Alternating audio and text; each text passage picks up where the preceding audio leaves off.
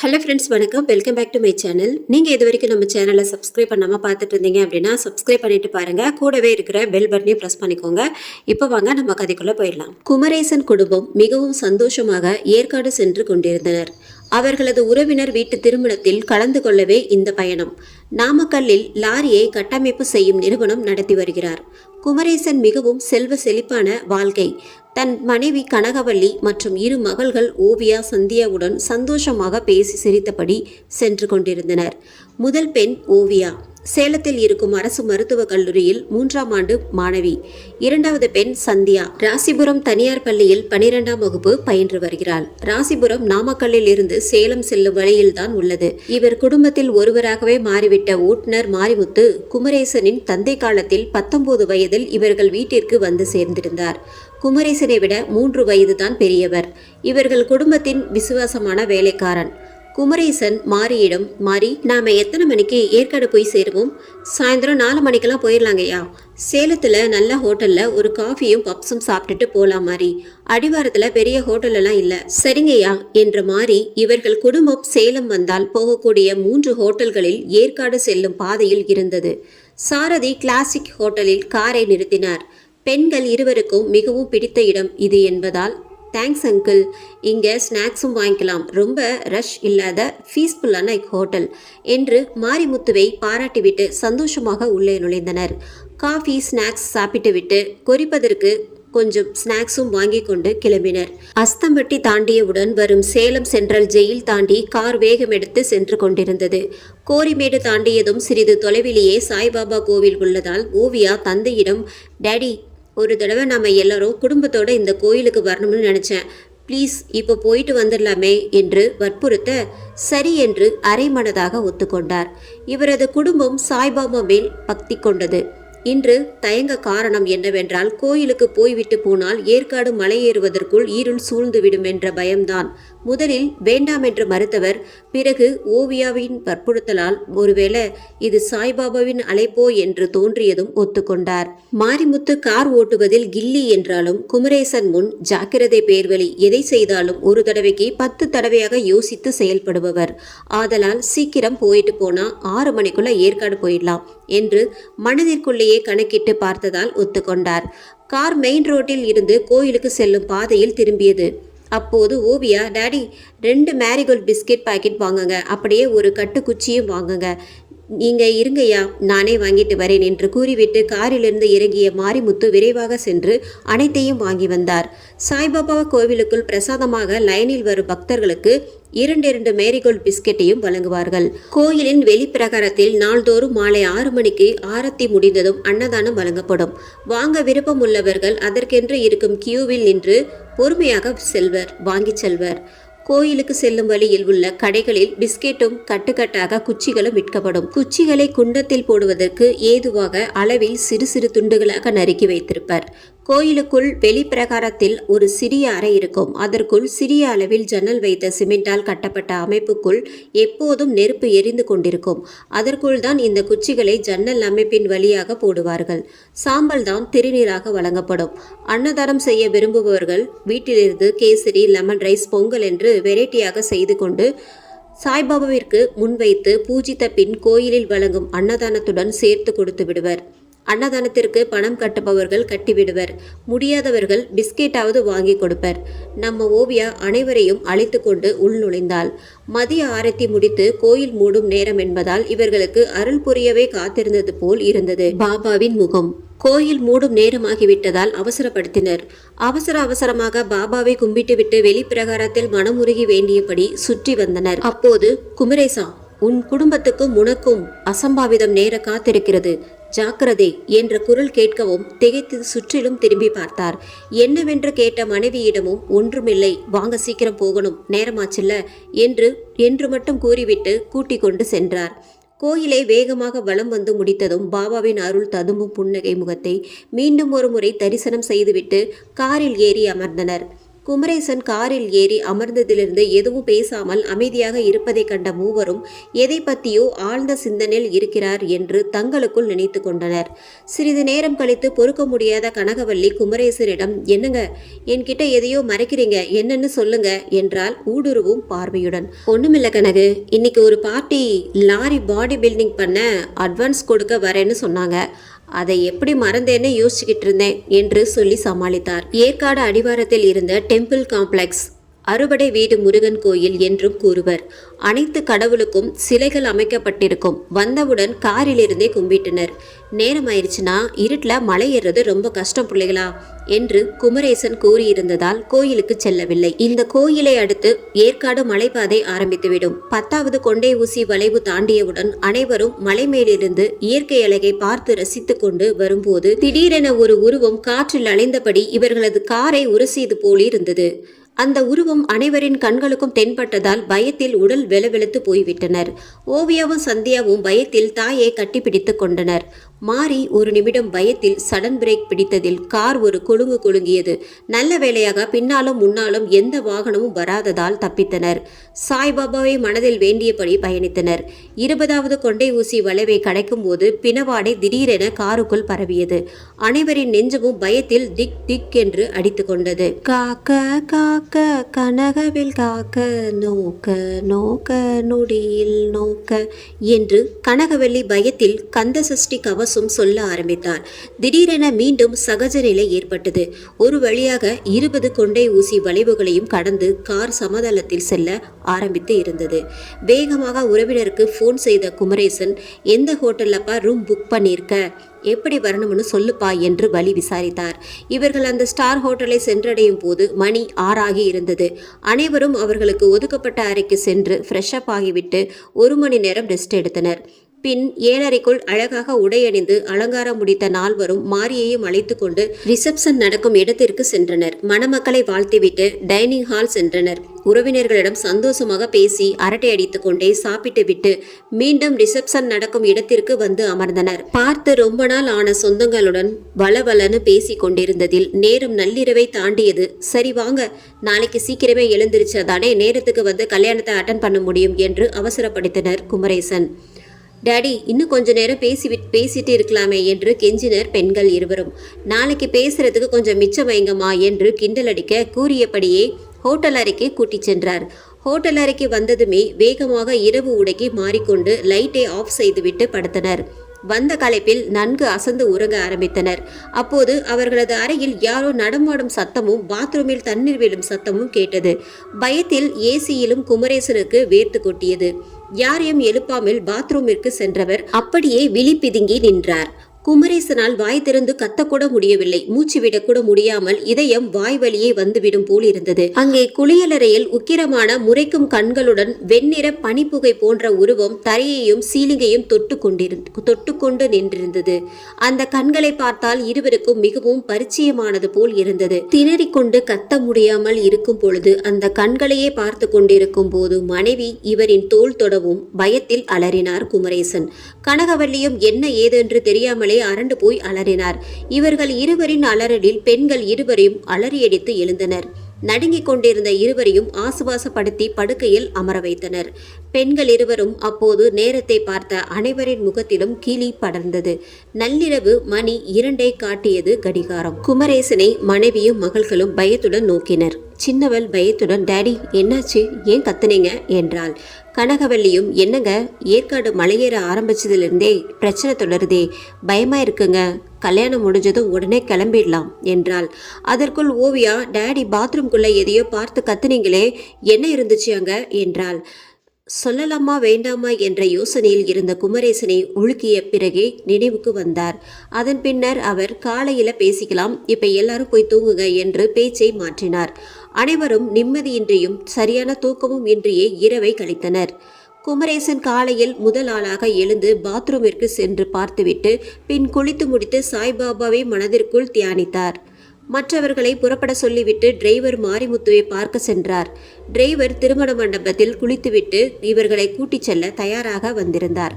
அவரிடம் இவர், மாரி, ஏதோ துஷ்ட சக்தி பின்தொடர்ந்து வருது, அதோட நோக்கம் என்னன்னு தெரியல, என்று கூறிவிட்டு சாய்பாபா கோயிலில் கேட்ட அசரீரி பற்றியும் ஹோட்டலில் குளியலறையில் நிகழ்ந்ததை பற்றியும் கூறினார்.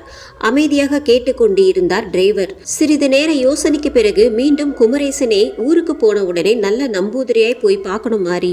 ஆகட்டுங்கய்யா, போலாம் என்றார் மாரிமுத்து. அதற்குள் கனகவல்லி மகள்களுடன் வரவும் பேச்சை மாற்றினார் குமரேசன். மனைவி மகளுடன் சந்தோஷமாக இருக்க போவது இன்றொரு நாள் மட்டுமே என்பதை அறியாமல் திருமண மண்டபத்திற்கு செல்ல காரில் அமர்ந்தார். திடீரென சந்தியா, டாடி, என்னோட மொபைலை ரூம்லே வச்சுட்டு வந்துட்டேன், ப்ளீஸ் திரும்பி போய் எடுத்துட்டு வரலாம் என்று கெஞ்சினாள். என்ன பிள்ளைகளோ, பொறுப்பே கிடையாது என்று மகளை திட்டிவிட்டு, சரி காரை திருப்புங்க, போய் எடுத்துட்டு வந்துடலாம் என்று மீண்டும் காரை திருப்பச் சொன்னாள் கனகவல்லி. இவர்கள் இருவரும் ஹோட்டல் ரிசப்ஷனில் அமர்ந்து கொண்டு ஓவியாவை கூட கூட்டி செல்லுமாறு சந்தியாவிடம் கூறினர். குமரேசன் அவங்க 2 பேரை மட்டும் ரூமுக்கு அனுப்பினது எவ்வளோ பெரிய தவறு என்பதை அப்போது அறியவில்லை இவர். சந்தியாவும் ஓவியாவும் 2nd ஃப்ளோரில் இவர்கள் தங்கியிருந்த அறைக்கு சென்றனர். ஓவியா மொபைலை தேட சந்தியா ட்ரெஸ்ஸை சரி பண்ணி கொண்டிருந்தாள். ஏய் சந்தியா, ஃபோனை ட்ரெஸ்ஸிங் டேபிள் மேலே காணோம்டி, எங்கடி வச்ச? அக்கா, அந்த பெட்டுக்கிட்ட சார்ஜில் போட்டிருக்கேன் பாரு, நான் கொஞ்சம் ஃபைனல் டச்சப் பண்ணிட்டு வந்துடுறேன் என்று கூறிவிட்டு கண்ணாடி முன்னால் போய் நின்றாள் சந்தியா. ஃபோனை எடுத்துக்கொண்டு ஓவியா திரும்புவதற்கும் ஆவென அலறியடித்து சந்தியா மயங்கி விழுவதற்கும் சரியாக இருந்தது. அவளை தாங்கியபடி அப்படியே படுக்கையில் படுக்க வைத்தாள். கன்னத்தை தட்டி எழுப்ப பார்த்ததும் எந்திரிக்காததால் தன் தந்தைக்கு ஃபோன் செய்தாள். அருகில் இருந்த ஜக்கிலிருந்து கொஞ்சம் தண்ணீரை எடுத்து சந்தியாவின் முகத்தில் தெளித்தாள். பயந்தபடியே அவள் அருகில் அமர்ந்திருந்த ஓவியாவின் கண்ணுக்கு பனிப்புகை போல எதுவோ காற்றில் அலைவது போல தெரிந்தது. அதிலிருந்து திடீரென தோன்றிய ஒரு கோர உருவம் இவளது உடலுக்குள் நுழைய முயற்சித்தது. அவ்வுருவத்தை கண்டவுடனே ஓவியா வீறிட்டு அலறினாள். இவள் அலறிக் கொண்டிருக்கும் போதே குமரேசனும் கனகவல்லியும் உள்ளே நுழைந்தனர். உடனே அந்த ரூபம் விலகி மறைந்தது. அவளது அலறலில் மயக்கத்தில் இருந்தவள் எழுந்து விட்டாள். அருகில் ஓடி வந்த அம்மாவை கட்டிக்கொண்டு பயத்தில் நடுங்க ஆரம்பித்தனர் ஓவியாவும் சந்தியாவும். பயத்தில் வெடவெடவென்று நடுங்கியவர்களின் தலையை ஆதரவாக வருடிய குமரேசன் சந்தியாவிடம் எதுவும் கேட்காமல், ஓவியா, ஏம்மா அப்படி கத்துன? என்ன நடந்துச்சு? டாடி, ஒரு கோர உருவம் என்னோட உடம்புக்குள்ள நுழைய வந்துச்சு என்று சொல்வதற்குள் அவளுக்கு பெரும்பாடாக போனது. பேசுவதற்கு நாக்கு ஒத்துழைக்க மறுத்தது. சந்தியாவும், டாடி, அந்த உருவம் தான் நான் கண்ணாடி முன்னாடி நிற்கிறப்போ என் பின்னால் வந்து நின்றுக்கிட்டே இருந்துச்சு. அதனால தான் நான் பயத்தில் நானும் மயக்கம் போட்டுட்டேன். என்னங்க, நம்ம கல்யாணத்துக்கு போக வேண்டாம், நேராக ஊருக்கே போயிடலாம். அதுதான் ரிசப்ஷனுக்கு போயாச்சுல்ல, மொய் கவரும் கொடுத்தாச்சுல்ல, ஊருக்கு போயிட்டு மெதுவாக சொல்லி புரிய வச்சுக்கலாம் என்றாள் கனகவல்லி கலவரத்துடன். குமரேசனுக்கும் அதுவே சரி என பட்டது. உடனே சரி, எல்லாத்தையும் எடுத்து பேக் பண்ணுங்க, கிளம்பலாம் என்றார். ஹோட்டல் ரிசப்ஷனுக்கு ஃபோன் செய்து ரூமை வெக்கேட் செய்வதாக சொன்னவர் சர்வீஸ் பாய் வந்து செக் பண்ணியவுடன் அனைவரும் லிப்டில் கீழே வந்தனர். கீழே வந்ததும் லிப்டின் கதவு திறக்க முடியாமல் லாக் ஆகி கொண்டது. உடனே அலாரம் பட்டனை பிரஸ் செய்தனர். அப்போது உள்ளே பிணவாடை பரவியது. நால்வரும் ஒருவரையொருவர் பிடித்துக்கொண்டு சாய் நாமம் சொல்ல ஆரம்பித்தனர். இப்போது தப்பிக்கலாம், ஆனால் மீண்டும் வருவேன் என்ற குரல் லிப்டிற்குள் கேட்டது. அனைவரின் நெஞ்சமும் படபடவென அடித்து கொண்டது. டெக்னீஷியன் திறக்க முயற்சித்துக் கொண்டிருந்த நேரத்தில் லிப்டின் கதவு தானாகவே திறந்து கொண்டது. தப்பித்தோம் பிழைத்தோம் என்று ஓடிப்போய் காரில் ஏறினர் பிள்ளைகள் இருவரும். மாரிமுத்துவிடம் நடந்த அனைத்தையும் கூறினார் குமரேசன். அதற்கு மாரி, ஐயா, மலையிலிருந்து கீழே இறங்குற வழியில சென்டர் வியூ பாயிண்ட் தாண்டி பாரமுனியப்பன் கோயில் இருக்கு. அங்க இப்போதைக்கு கயிறு வாங்கி கட்டிக்கிட்டு மறுபடியும் சாய்பாபா கோவிலுக்கே போயிடலாம். சரி மாறி, பார்த்து மெதுவா ஓட்டு என்று கூறிவிட்டு சாய்பாபா நாமத்தை மனதிற்குள் ஜபிக்க ஆரம்பித்தனர். எந்த பிரச்சனையும் இன்றி 10 கொண்டை ஊசி வளைவுகளை கடந்தனர். அப்போது மாறி, அடுத்து பாறைமுனியப்பன் கோயில்தான் என்று கூறினார். இப்படி சொன்னவுடனே கார் பிரேக் பிடிக்காமல் திடீரென யாரோ தள்ளிவிட்டதை போல் பள்ளத்தாக்கில் விழப்போனது. திடீரென கார் பிரேக் பிடிக்காமல் பள்ளத்தை நோக்கி பாய்ந்த போது அனைவரும் பாபாவென்றே அலற, ஆளுக்கு ஒரு கடவுளை கூப்பிட்டிருந்ததால் அவர் போவார் என்று இவரும், இவர் போவார் என்று அவரும், எந்த கடவுளும் வராதிருந்தனர். யாரோ இழுத்து பிடிப்பது போல் ஒரு ஓரத்தில் இருந்த கைப்பிடி சுவற்றுக்கும் மரத்துக்கும் நடுவில் கார் மாட்டிக்கொண்டு நின்றிருந்தது. அந்த நேரத்தில் வந்த வாகனங்கள் அனைத்தும் நிறுத்தப்பட்டன. தீயணைப்பு துறையினர் வரும் வரை பாபா நாமம் ஜபித்து கொண்டே உயிரை கையில் பிடித்து கொண்டு ஆடாமல் அசையாமல் காத்திருந்தனர் காரில் இருந்த ஐவரும். யார் செத்தால் எனக்கு என்ன, எனக்கு தேவை பரபரப்பான செய்தி என்றே வீடியோ கேமராவை தூக்கி கொண்டு வந்துவிட்டன உள்ளூர் வெளியூர் செய்தி சேனல்கள். அது மட்டுமே உடனுக்குடன் செய்திட அணுகவும் முகநூலை என்ற விளம்பரம் போடாதது ஒன்றுதான் குறை. அவரவர் லைவ் டெலிகாஸ்ட் போட ஆரம்பித்து விட்டனர். மொபைல் கேமரா மூலம் ஒரு குடும்பத்தினர் வாழ்வா சாவா போராட்டம் அங்கே வியாபாரமாகி கொண்டிருந்தது. ஒரு வழியாக வந்து சேர்ந்த தீயணைப்பு துறையினர் மிகவும் சிரமப்பட்டு அவர்களை காருடன் தூக்கி மீட்டனர். காருக்குள் இருந்த அனைவருக்கும் இடித்து கொண்டதால் ஏற்பட்ட சிறு சிறு காயங்கள் தவிர பெரிய அளவிலான காயங்கள் எதுவுமின்றி தப்பித்தனர். இருந்தாலும் தனிப்பட்ட முறையில் அந்த காரில் தொடர்ந்து பயணம் செய்வதை தவிர்த்தனர். மாரியை தவிர மற்றவர்கள் பேருந்தில் பயணித்தனர். பேருந்தின் பின்னாலேயே மாரி காரை ஓட்டிக்கொண்டு சென்றார். குமரேசன் குடும்பத்தினர் சாய்பாபா கோயில் நிறுத்தத்தில் இறங்கிக் கொள்ளவும் மாரி காருடன் வரவும் சரியாக இருந்தது. இவர்கள் அனைவரும் கோயிலுக்கு சென்றிருந்த நேரம் வருடா வருடம் சாய்பாபாவின் பாதுகைகள் சீரடியில் இருந்து கொண்டு வரப்பட்டு பூஜை நடைபெற்று கொண்டிருந்தது.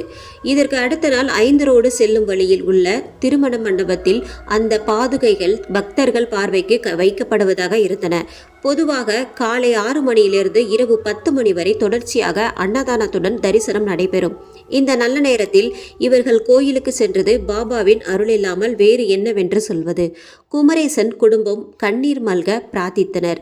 அன்னதானம் வழங்குவதற்காக ஒரு தொகையை வழங்கினர். சீரடியிலிருந்து கொண்டு வந்திருந்த பழங்கால பாபா சிலையுடன் ஒரு மாலை, கிரீடம், பீடம், சிறிய ஜரிகை வேலைப்பாடு செய்யப்பட்ட பட்டு துணி என அனைத்தையும் வாங்கி கொண்டனர். மாரிக்கு ஒரு செட் வாங்கி கொடுத்தனர். குமரேசனிடமுள்ள நல்ல பழக்கமே இரக்க குணமும் நேர்மையான நடத்தியும் தான். அதனால் தான் இவ்வளவு துன்பத்திலும் இறைவனின் துணை அமைந்திருந்தது.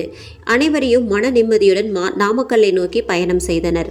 வீட்டுக்கு செல்லும் முன்பு பிரசித்தி பெற்ற ஆஞ்சநேயர் கோயிலுக்கும் சென்றனர். துளசி மாலை சாற்றி வழிபாடு செய்த பிறகு வீட்டிற்கு சென்றனர். அனைவரும் இறங்க சென்ற பிறகு காரை பார்க் செய்த மாரி, ஐயா காரை பார்க் பண்ணிட்டேன், காலையில் வரேன். சரி மாரி, நாளைக்கு பிஸ்னஸ் விஷயமா பரமத்தி வேலூர் போகணும், 9 மணிக்கு வந்துடு. சரிங்கய்யா என்று கூறிவிட்டு விடை பெற்றார் மாரி. அலைச்சல், பயம், தூக்கமின்மையால் அனைவரும் இரவு 8:30க்கே தூங்கச் சென்றனர். நன்கு அசந்து தூங்கிக் கொண்டிருந்த போது நாயின் நாரசாரமான ஊளை சத்தம் இவர்களின் வீட்டை சுற்றி வந்தது. ஏசி ரூமில் படுத்து இருந்தாலும் நல்ல தூக்கத்தாலும் இவர்களுக்கு சத்தம் கேட்கவில்லை. திடீரென குமரேசன் படுத்திருந்த படுக்கறையின் ஜன்னல் கண்ணாடியை யாரோ சுருண்டும் சத்தமும், குமரேசா குமரேசா என அழைக்கின்ற சத்தமும் கேட்டது. திடுக்கிட்டு விழித்தெழுந்த குமரேசனுக்கு பயத்தில் நாக்கு மேலெண்ணத்தில் ஒட்டி கொண்டது. கண்ணாடி ஜன்னலுக்கு வெளியே கலங்களாக ஒரு உருவம் தென்பட்டது. கண்ணிமிக்கும் நொடியில் கண்ணாடிக்குள் ஊடுருவி வந்த ரூபத்தை பார்த்து விழி பிதுங்கி போனார். சிறிது நேரத்தில் தன்னை ஆசுவாசப்படுத்தி கொண்டு, யார் நீ? எதுக்கு எம்பினாலே வர? நான் என்ன உனக்கு துரோகம் செஞ்சேன் என்று வினாவினார் அந்த உருவத்தை நோக்கி. அதுக்குள்ள மறந்துட்டியா? நான் தான் சுசீந்திரன்டா, குடும்பத்தோட தற்கொலை பண்ணி செத்தவன். எங்க சாவுக்கு காரணமான எல்லாரையும் பழி வாங்க வேண்டா, அதுல முதல் பலி நீதாண்டா என்று அந்த உருவம் ஒரு நொடிதான் தன் சுயரூபத்தை காட்டியது. பின்னர் கோர வடிவெடுத்து அவரது கழுத்தை நெரிக்க ஆரம்பித்தது. அந்த ஆவேசம் கொண்ட ஆத்மாவின் வேகத்தை தாங்க முடியாத குமரேசன் கையெடுத்து கும்பிட்டு சைகையில் கெஞ்சினார். ஏனெனில் கழுத்தை இறுக்கி பிடித்திருந்ததால் பேச முடியவில்லை இவரால். என் மனசறிஞ்சு உனக்கு எந்த துரோகமும் செய்யலையே, எனக்கு ஒரு சந்தர்ப்பம் கொடு, நீ கேட்கிற கேள்விகளுக்கு உனக்கு விளக்கமா பதில் சொல்றேன் என்று மனதிற்குள் நினைத்தார். குமரேசன் அதை உணர்ந்தது போல தன் பிடியை தளர்த்தியது ஆத்மா. சிறிது நேரம் தன்னை ஆசுவாசப்படுத்தி கொண்டவர் தண்ணீர் அறிந்துவிட்டு, இப்ப கேளு, உன் சந்தேகங்களை நான் உனக்கு விளக்கி சொல்றேன் என்றார் குமரேசன். இருவரும் பிளாஷ்பேக்கில் என்ன நடந்தது என்று கூறிவிட்டனர். நாமக்கல்லில் ரோலிங் ஷட்டர் மற்றும் அது சம்பந்தமான அனைத்து பொருட்களும் செய்கிற பட்டறை வைத்து வெற்றிகரமாக நடத்தி கொண்டிருந்தார் சுசீந்திரன். குமரேசன் போலவே இவரும் பெரிய பெரிய தொழிலதிபர். அது மட்டுமில்லாமல் சிறு வயதிலிருந்தே இருவரும், அதாவது பள்ளி பருவத்திலிருந்தே ஒன்றாக படித்தவர்கள். குமரேசனுக்கு திருமணமான காலகட்டத்தில் தான் இவருக்கும் திருமணம் நடந்தது. இவர் பெண்ணெடுத்த இடம் நல்ல வசதியான இடம். பெண்ணின் அப்பா திருச்சியில் பெரிய தொழிலதிபர். வேதநாயகி ஒரே பெண் என்பதால் ஏகப்பட்ட சீர்வரிசை செய்து ஆடம்பரமாக திருமணம் செய்து கொடுத்திருந்தார். சுசீந்திரன் தன் மனைவியை எந்த வேலையும் செய்ய விட்டதில்லை. சமையலுக்கு ஒரு பெண்ணும் மேல் வேலைக்கு ஒரு பெண்ணும் வைத்திருந்தனர். அது மட்டுமில்லாமல் கடைகளுக்கு போக வர ஒரு ஆள், டிரைவர், வாட்ச்மேன், தோட்ட வேலைக்கு ஆள் என்று ஏகப்பட்ட ஆட்கள் அவர்களுடன் சுசீந்திரனின் தாயும் தந்தையும் இருந்தனர். மிகவும் ஆடம்பரமான வாழ்க்கை வாழ்ந்தனர்.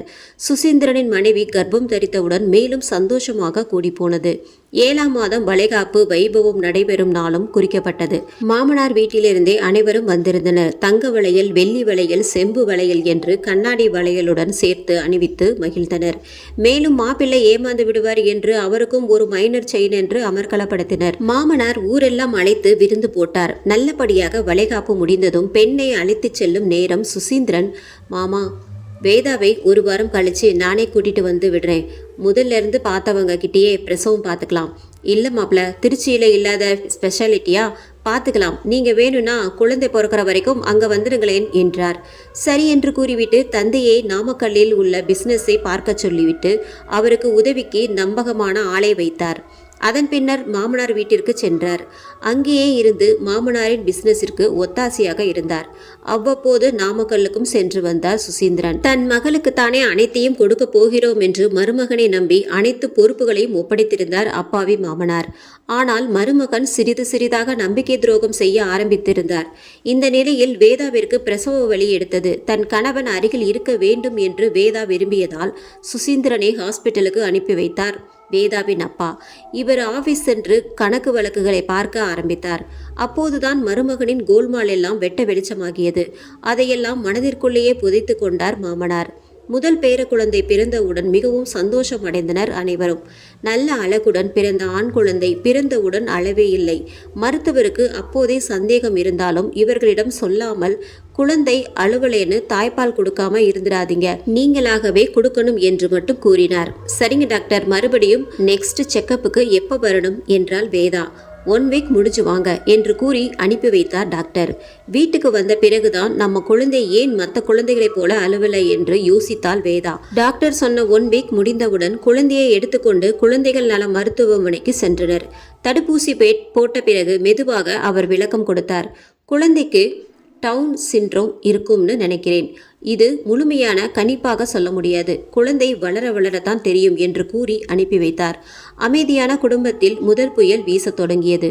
குழந்தை பிறந்த பிறகு அனைவருக்கும் இது பேரிடியாக இருந்ததென்றால் வேதாவிற்கு மனநிலையே பாதிக்கப்பட்டது. பொதுவாக ஒரு சில பெண்களுக்கு டெலிவரிக்கு பிறகு ஏற்படும் ஹார்மோன் மாற்றங்களால் அதீத எரிச்சல், கோபம், குழந்தையை கவனிக்காத தன்மை போன்றவை ஏற்படும். இதுவும் ஒரு வகை டிப்ரெஷன் தான். அது டெவலப் ஆகிவிடாமல் கவனமாக பார்த்து கொண்டு அவர்களுக்கு ஓய்வளிக்க வேண்டும் என்பதற்காகவே தாய் வீட்டிற்கு அழைத்து செல்கின்றனர். இந்த பிரச்சனையால் குழந்தை பிறந்து 5 மாதங்கள் கழித்தே வேதாவை நாமக்கல்லுக்கு அனுப்பி வைத்தனர். அவளது பெற்றோர் நாமக்கல் வந்த பிறகு வேதாவின் மாமியார் குழந்தையை நன்கு கவனித்து கொண்டார். மருமகளுக்கு நன்கு ஓய்வளித்து பார்த்து கொண்டார். ஆனால் சுசீந்திரன் மனைவியை விட்டு மெதுவாக விலக ஆரம்பித்தான். அது மட்டுமில்லாமல் புதிதாக குடிப்பழக்கமும் ஏற்பட்டிருந்தது. குழந்தைக்கு 2 வயது ஆன போது டவுன் சிண்ட்ரோம் குழந்தைக்கான தனி ட்ரீட்மெண்ட் செய்ய ஆரம்பித்தனர். திடீரென ஒரு நாள் சமையல் வேலை செய்த பெண்ணுக்கு உடல்நிலை சரியில்லை என்று அவருடைய மகளை அனுப்பி வைத்தார். சுசீந்திரனுக்கு அவருடைய சமையல் மட்டுமல்ல, அவளையும் சேர்த்தே பிடித்துதான் இருந்தது. பெண்களிடம் எப்போதுமே சோம்பேறித்தனமும் விழிப்புணர்வும் இல்லாதனவும் இருக்கவே கூடாது. அப்படி இருந்தால் அது அவர்களது வாழ்க்கையே கேள்விக்குறியாக்கிவிடும். வேதா ஸ்ட்ரெஸ்ஸிற்கு மாத்திரை எடுத்துக்கொள்வது இன்னும் வசதியாக போய்விட்டது சுசீந்திரனுக்கு. அவளுக்கு தெரியாமல் வேலைக்கார பெண்ணுடன் கள்ள உறவு வைத்து கொண்டான். பெரியவர்கள் கண்டும் காணாமல் விட்டுவிட்டனர். சிறிது சிறிதாக வேதா ஸ்ட்ரெஸ்ஸில் இருந்து விடுபட்டு சுய உணர்வை அடைந்த போது எல்லாம் கைமீறி போய்விட்டிருந்தது. கணவன் கெஞ்சி கொஞ்சி மாமனார் குடும்பத்திற்கு தெரியாமல் பார்த்து கொண்டான். வேதா மீண்டும் கருவுற்றாள். அந்த வேலைக்கார பெண்ணும் கருவுற்றிருந்தாள். யாருக்கும் தெரியாமல் அவளுக்கு தனியாக வீடெடுத்து கொடுத்திருந்தான். 2வது பிரசவத்திற்கு இவனோ வேதாவை வலுக்கட்டாயமாக திருச்சிக்கு அனுப்பி வைத்தான். 2வது பெண் குழந்தையாக பிறந்தது. ரோஜா பூப்பந்தை போல கொள்ளை அழகுடன் பிறந்து இருந்தது.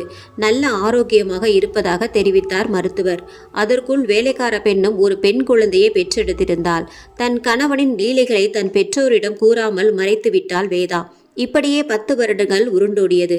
மெதுவாக ஒவ்வொருவருக்கும் பரவி மருமகனின் லீலைகள் மாமனாருக்கும் தெரிய வந்தது. உடனே கோபப்பட்டு சம்மந்தியின் வீடு தேடி வந்து நியாயம் கேட்டார். ஒருவருக்கொருவர் வார்த்தை தடித்து பெரிய போர்க்களமாக்கியது. ஊரும் உறவும் நடந்துருச்சு, இதை இப்படியே விட்டுடுங்க, இல்லைன்னா உங்க பொண்ணு வாழ்க்கை பாழா போயிடும் என்று வேதாவின் பெற்றோர்களுக்கு தான் அறிவுரை வழங்கினர். சரி வாமா, நீ கொஞ்ச காலம் நம்ம வீட்லயே இரு என்றார் வேதாவின் தந்தை. இல்லப்பா, இங்க இருந்துகிட்டே நான் அவரை திருத்துறேன் பாருங்க என்றாள் வேதா நம்பிக்கையாக.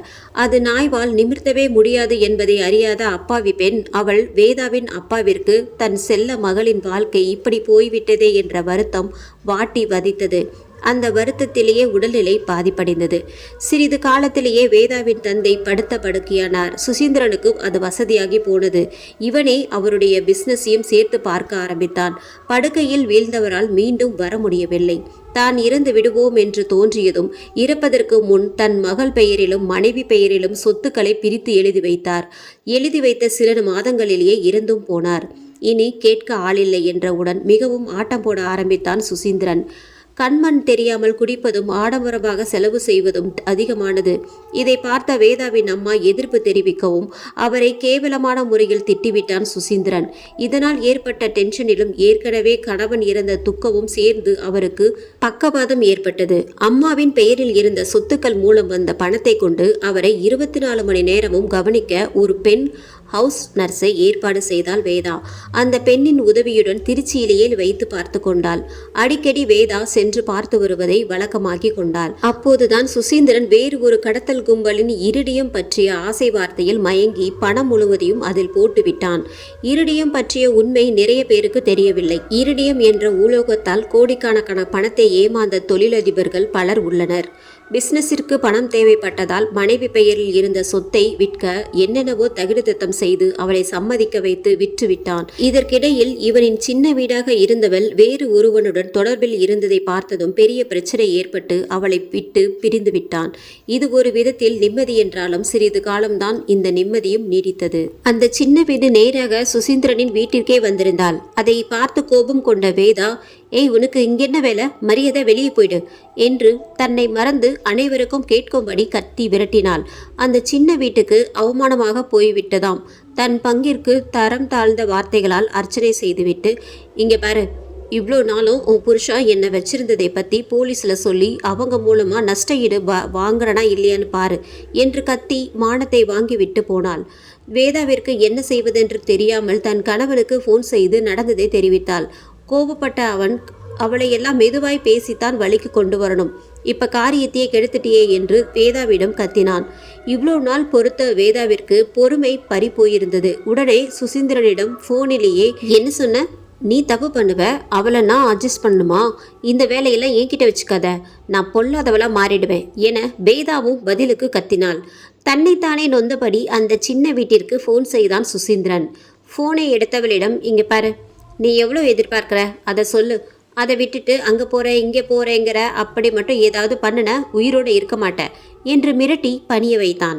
கடைசியில் தன்னிடம் இருந்த மனைவியின் ப்ராப்பர்ட்டியை விற்றதால் அந்த பணத்தை கொடுத்து சரி கட்டினான். மீண்டும் மனைவிக்கு தெரியாமல் கந்து வட்டிக்கு கடன் வாங்கி பிஸ்னஸிற்கு போட்டான். இதனால் இவ்வளோ பெரிய இக்கட்டில் மாட்டப்போகிறோம் என்று தெரியவில்லை அவனுக்கு. குடிப்பழக்கமும் கெட்ட நடத்தையும் சுசீந்திரனை வாழ்க்கையின் ஆதாள பாதாளத்திற்கே இட்டு சென்றது. பிஸ்னஸில் துடிப்புடன் செயல்படாத காரணத்தால் சரிவை சந்திக்க ஆரம்பித்தான். அப்போதுதான் மீண்டும் இரிடியம் ஆட்களுக்கு ஃபோன் செய்து, என்னப்பா, இரிடியம் உள்ள கலசத்தை வீட்டில் வச்சா நல்லது நடக்கும், செல்வங்கள் செழிக்கும், தேக ஆரோக்கியம் கூடும்லாம் சொன்னியே, பணத்தை வாங்கிட்டு போனதோட சரி, கொண்டாட மாட்டேங்கிறியே, எப்பதான் கொடுக்க போற? சார், நீங்க கொடுத்த பணம் பத்தாது, இன்னும் 20 லட்சம் வேணும். அதை கொடுத்தா அடுத்த நிமிஷமே நீங்க இந்த கலசத்தை வீட்டில் வைக்கலாம். என்னது, இன்னும் 20 லட்சமா? என்ன நினச்சிட்டு இருக்கிற? ஏற்கனவே 30 கொடுத்துருக்கேன், என்ன விளையாடுறியா? சார், மார்க்கெட் வேல்யூ தெரியுமா உங்களுக்கு? 50க்கும் மேலே போய்கிட்டு இருக்கு. நான் இருக்கிற நிலைமையில இதெல்லாம் முடியாது. நான் கொடுத்த பணத்தை திரும்ப கொடுத்துரு. எனக்கு கலசமும் வேண்டாம், கவசமும் வேண்டாம். என்ன விளையாடுறீங்களா? நீ கொடுத்த பணத்தை இரிடியம் விற்கிறவன் கிட்ட அட்வான்ஸ்க்கு கொடுத்தாச்சு, திரும்பலாம் கிடைக்காது. இன்னும் 20 கொடுத்தா கலசம் கிடைக்கும். என்ன மரியாதை தேயுது? பணத்தை வாங்குறப்போ எப்படி பேசுன? எனக்கு கலசமெல்லாம் வேண்டாம், பணத்தை ஒரு வாரத்துக்குள்ள கொடுக்கல போலீஸில் சொல்லிடுவேன், அதையும் பார்க்கலாம், உன்னால முடிஞ்சதை பார் என்ற மோசடிக்காரன் போன் காலை கட் செய்தான். மன உளைச்சலுக்கு ஆளான சுசீந்திரன் மேலும் பிசினஸில் நஷ்டத்தை சந்தித்தான். ஒரு நாள் அளவுக்கும் அதிகமாக குடித்துவிட்டு இரவு 12 மணிக்கு மேல் காரில் ஏறி அமர்ந்த போது அங்கே தயாராக இருந்த இருவர் மயக்க மருந்து உதவியால் அவனை மூர்ச்சையாக்கி கடத்தி சென்றனர். மயக்கம் தெளிந்து பார்த்தபோது ஒரு இருட்டு அறையில் நாற்காலியுடன் சேர்த்து வைத்து கட்டப்பட்டு இருந்தான். இரவு இவனது வருகையை எதிர்பார்த்து காத்திருந்தது. வேதா எப்போது கண்ணாயர்ந்தாள் என்றே தெரியவில்லை. திடீரென விழிப்பு ஏற்பட்ட போது சுவர் கடிகாரம் மணி 4 என காட்டியது. ஐயோ, இவ்வளோ நேரம் வராமல் இருக்க மாட்டாரே, அந்த பொம்பளை வீட்டுக்கு போக மாட்டாரே, இப்போ என்ன செய்கிறது என்று தனக்குள் யோசித்து கொண்டிருந்தாள். பின்னர் தன் மாமனார் மாமியாரை எழுப்பி விஷயத்தை கூறினாள். இப்போ என்ன பண்ணலாம், போலீஸில் கம்ப்ளைண்ட் பண்ணலாமா என்று மாமியார் மருமகள் இருவரையும் பார்த்து கேட்டார் மாமனார். இதுவரை அதிர்ச்சியில் இருந்த மாமியார், என் பையனுக்கு என்ன ஆச்சோ தெரியலையே, ஆத்தா காளி, நீ தான் காப்பாற்றணும் என்று ஒப்பாரி வைக்க ஆரம்பித்தாள். வேதாவின் மாமனார் ஒரு போடு போட்டவுடன் அப்படியே அடங்கி போனாள் வேதாவின் மாமியார். காவல் நிலையம் செல்ல மாமனாரும் மருமகளும் புறப்பட்ட நிலையில் வேதாவிற்கு ஒரு போன் கால் வந்தது. புது நம்பர் என்பதால் மாமனாரிடம் மொபைலை கொடுத்து பேச சொன்னாள். ஹலோ என்றவுடன், என்ன சார், மருமக உங்ககிட்ட கொடுத்துட்டாங்களா என்றான் யாரோ ஒருவன். ஏய், யார் நீ? என்னோட மருமக நம்பர் உனக்கு எப்படி தெரியும் என்றார் ஆவேசமாக. எல்லாம் வேண்டியவன் தான். உன் பையன் இப்ப எங்க கஸ்டடியில தான் இருக்கான். அதனால வாய் பேசாம 20 லட்சத்தை தயார் பண்ணிக்கிட்டு நான் சொல்ற இடத்துக்கு வா. அப்படி வந்தா ஓ மவனை நீ உயிரோட பார்க்கலாம். இல்ல போலீஸுக்கு தான் போவேன்னு அடம் பிடிச்சேன்னா ஓ மவனை கண்ண துண்டமா வெட்டி காணாப்படமா ஆக்கிப்படுவோம் என்று மிரட்டினான். தைரியமாக இருந்த சுசீந்திரனின் தகப்பனாருக்கு பயம் ஏற்பட்டது. மூவருக்கும் என்ன செய்வதென்றே தெரியவில்லை. சிறிது நேரத்திற்கு பிறகு திக் பிரமை பிடித்து அமர்ந்திருந்த வேதாவை உலுக்கினாள் அவளது மாமியார். மாமியாரின் உழுக்களில் சுய உணர்வடைந்த வேதா, இப்ப என்ன பண்றது அத்தை என்றால் அதிர்ச்சியுடன். 20 லட்சத்துக்கு இப்ப எங்க போறது என்று அங்கலாய்த்தார் மாமனார். சிறிது நேர யோசனைக்கு பிறகு வேதா, மாமா ஏற்காட்டில் இருக்கிற ஒரு இடத்தை என் பேருக்கு அப்பா ரெஜிஸ்டர் பண்ணி கொடுத்திருந்தாரு. பேத்தி பெரியவிழா ஆனப்புறம் கொடுக்க சொன்னாரு. இவருக்கு தெரியாம பத்திரத்தை வச்சிருந்தேன். அதை வேணும்னா குமரேசன் அண்ணா கிட்ட கொடுத்து பணத்துக்கு ஏற்பாடு செய்யலாம் என்றாள். சரி என்று தலையாட்டிய மாமனார், நீயும் வாமா, உன் பேர்ல இருக்கிறதுனால கையெழுத்து போட வேண்டி இருக்கும் என்றார். இருவரும் கிளம்பி சுசீந்திரனின் ஃப்ரெண்டான குமரேசன் வீட்டிற்கு சென்றனர். நடந்ததை விளக்கி பத்திரத்தை கொடுத்து பணத்துக்கு ஏற்பாடு செய்து தர கேட்டனர். அப்பா, நீங்க கவலைப்படாதீங்க, என்கிட்ட 5 தான் இருக்கு. பத்திரத்தை எனக்கு தெரிஞ்சவங்க கிட்ட அடகு வச்சுட்டு மீதியை ஏற்பாடு பண்ணிடலாம் என்றார். இப்போது ஃப்ரெண்டோட அப்பாவை அங்கிள் என்று அழைப்பது போல அப்போதெல்லாம் அப்பா என்று அழைப்பது வழக்கம். இவர்கள் பேசி கொண்டிருக்கும் போதே வேறு ஒரு நம்பரிலிருந்து கால் வந்தது. என்ன குட்டி, பணத்துக்கு ஏற்பாடு செய்யற போல? பார்த்து பாப்பா, பார்த்து. செய்யும் விஷயம் போலீஸுக்கு போச்சு, அப்புறம் நானும் மனுஷனா இருக்க மாட்டேன் என்றான் அந்த நம்பரில் பேசியவன். இப்ப மட்டும் என்ன உன்னை மனுஷனாவா நினைக்கிறேன் என்று மனதிற்குள் பேசிக்கொண்டே, அதெல்லாம் போகாது. பணத்தை எப்ப எங்க கொடுக்கறோன்னு சொல்லலையே. நாளைக்கு காலையில 4 மணிக்கு உன் மாமனார பணத்தோட ஆண்டாகலூர் கேட்டுக்கு வந்துட சொல்லு. அப்புறம் எங்கே வரணும்னு சொல்கிறேன். அதுக்குள்ளே ஜேம்ஸ் பாண்ட் வேலை பார்த்தீங்க, அவ்வளோதான். எங்கள் ஆளுங்க உங்களை கவனிச்சுக்கிட்டே தான் இருக்காங்க என்று மிரட்டினான். அவன் பேசியதே மாமனாரிடமும் குமரேசரிடமும் ஒன்று விடாமல் கூறினாள் வேதா. சரி, கவலைப்படாதம்மா, எப்படியாவது பணத்துக்கு ஏற்பாடு பண்ணிடலாம் என்று தைரியம் சொன்னார் குமரேசன். யார் யாரிடமும் ஃபோன் பண்ணி உடனடி தேவை என்று மட்டும் கூறி விசாரித்தார். பின் தெரிந்த ஃபைனான்ஸில் தருவதாக கூறவே மூவரும் கிளம்பி சென்றனர். ஒரு பாண்டு பேப்பரில் எழுத வேண்டியதை எழுதி கையெழுத்து போட்டுவிட்டு பத்திரத்தை கொடுத்துவிட்டு பணத்தை வாங்கினர். அதற்குள் பிற்பகல் 2 மணியாகிவிட்டதால் குமரேசனையும் அழைத்து கொண்டு நாமக்கல்லில் இருந்து A to B Adyar Anand Pawan ஹோட்டலில் பேருக்கு சாப்பிட்டுவிட்டு விடை பெற்று வீட்டிற்கு வந்தனர். அன்று இரவு தூங்கியும் தூங்காமல் கழித்துவிட்டு விடியற்காலை 3 மணிக்கே சுசீந்திரனின் தந்தையை பணத்துடன் ஆண்டாகலூர் கேட் பகுதிக்கு காரில் அனுப்பி வைத்துவிட்டு திக் என்ற மனதை பிடித்து கொண்டு தூக்கமின்றி அமர்ந்திருந்தனர் வேதாவும் அவளது மாமியாரும். சரியாக 4 மணி ஆவதற்கு 5 நிமிடம் இருக்கும் போதே ஆண்டாகலூர் சென்றடைந்து இருந்தார். விடிந்தும் விடியாத இருளப்பிய சாலையில் சென்று கொண்டிருந்த வாகனங்களை வெறித்து கொண்டிருந்தார் சுசீந்திரனின் தந்தை. சிறிது நேரத்தில் சரியாக 4 மணிக்கு வேறொரு புது நம்பரிலிருந்து கால் வந்தது. பெரியவரே, அப்படியே ரைட் சைடு ரோட்ல திரும்புங்க. அதாவது ராசிபுரம் பிரிவு ரோட்ல வந்தீங்கன்னா என்னோட ஆள் நடமாட்டம் இல்லாத பகுதியில அம்பாஸ்டரில் நின்றுகிட்டு இருப்பான். என் பையன் கிட்ட கொடு, ஒரு வார்த்தை பேசிடுறேன் என்றார் பெரியவர். போனில் பையனிடம் பேசிய பிறகே இவருக்கு உயிர் வந்தது. என்னதான் கெட்டவன் என்றாலும் பெற்ற பாசம் இருக்கும் இல்லையா? பிறகு காரை ராசிபுரம் சாலையில் செலுத்தினார். சிறிது தொலைவில் ஆள் நடமாட்டம் இல்லாத இடத்திலிருந்து இடது பக்க பிரிவு ரோட்டில் கொஞ்ச தூரத்தில் ஒரு அம்பாசிடர் கார் நின்று கொண்டிருந்தது. அந்த இடத்தை நெருங்கியவுடன் துப்பாக்கியுடன் ஒருவன் இவரை நோக்கி வந்தான். அவன் இவரிடம், பெருசு, முதல்ல பணப்பெட்டியை திறந்து காட்டு, அப்புறம் பையனை விடுறோம். நீ முதல்ல என் பையனை கண்ணில் காட்டு, பணம் எல்லாம் சரியாத்தான் கொண்டாந்திருக்கேன் என்றார். உடனே இவன் சைகை காட்ட கைகள் கட்டப்பட்டு வாயில் பிளாஸ்டர் ஒட்டப்பட்ட நிலையில் சுசீந்திரனை காருக்குள்ளிருந்து இறக்கினர். சுசீந்திரனை பார்த்ததும் பணப்பெட்டியை இவனிடம் ஒப்படைத்தார். மீண்டும் இவன் கையசைத்தவுடன் இவர்களை நோக்கி அவனை நடத்தி கொண்டு வந்தனர். 2 நாட்களிலேயே மிகவும் சோர்ந்து நடக்க முடியாமல் நடந்து வந்தான் சுசீந்திரன். சுசீந்திரனை ஏற்றிக்கொண்ட பின்னர் காரை நாமக்கல் நோக்கி விரைந்து செலுத்தினார் அவனது தந்தை. அவனிடம் எதுவும் கேட்கவும் இல்லை, பேசவும் இல்லை. பலபலவென விடிய ஆரம்பித்திருந்தது. காலையில் 6 மணிக்கெல்லாம் வீட்டிற்கு சென்று விட்டனர். கார் சத்தம் கேட்டவுடன் பெரிய மகன் சிறு குழந்தை போல் கைத்தட்டி மகிழ்ச்சியை வெளிப்படுத்தினான். சுசீந்திரனின் 2வது பெண்ணுக்கு 8 வயது இருக்கும். அவள் வெளியில் ஓடி வந்து தன் தந்தையை கட்டி கொண்டாள். வேதா பெரிய பையன் அருகிலேயே அமர்ந்திருந்தாள். சுசீந்திரன் தாயும் தன் மகனை கண்டவுடன் அழுது புலம்பினாள். வேதா மனதிற்குள் அழுதாலும் அவனால் ஏற்பட்ட பிரச்சனைகளால் விரக்தியுடன் அழுத்தமாக அமர்ந்திருந்தாள். அவன் குளித்து முடித்து சாப்பிடும் வரை யாரும் எதுவும் கேட்கவில்லை. பின் அவனது தந்தை சுசீந்திரனை பார்த்து, உன்னை கடத்தினது யாரு, எதுக்கு கடத்தினாங்க என்றார். சிறிது நேரத்திற்கு மௌனம் சாதித்த சுசீந்திரன் பிறகு, என்னோட பிஸ்னஸ் ஃப்ரெண்ட் ஒருத்தன் சொன்னான்னு 30 லட்சத்தை இருடிய கலசம் வாங்க கொடுத்துருந்தேன். அவங்க என்னை ஏமாத்திட்டாங்க. போலீஸில் கம்ப்ளைண்ட் கொடுத்துருவேன்னு சொன்னதுனால என்னை கடத்திட்டானுங்க. நாடு முழுவதுமே பெரிய நெட்வொர்க் வச்சுருக்கானுங்க போல இருக்கு. கூலிப்படை ஆளுங்க பேசுனதை வச்சு தெரிஞ்சுக்கிட்டேன். நீ ஏமாறல, உன்னை நம்பி நான் தான் ஏமாந்து போயிட்டேன் என்று தலையில் அடித்து கொண்டு அழுதாள் வேதா. 30 லட்சத்தை எப்படி கொடுத்த? பேங்க் பாஸ்புக்கில் தான் பணமே இல்லையே என்று கேட்டார் சுசீந்திரனின் தந்தை. என் பேரில் இருந்த காலி நிலத்தை வித்துட்டேன். அப்போ இந்த கடையும் வீடும் தான் மிச்சமாம் என்றார் கோபமாக.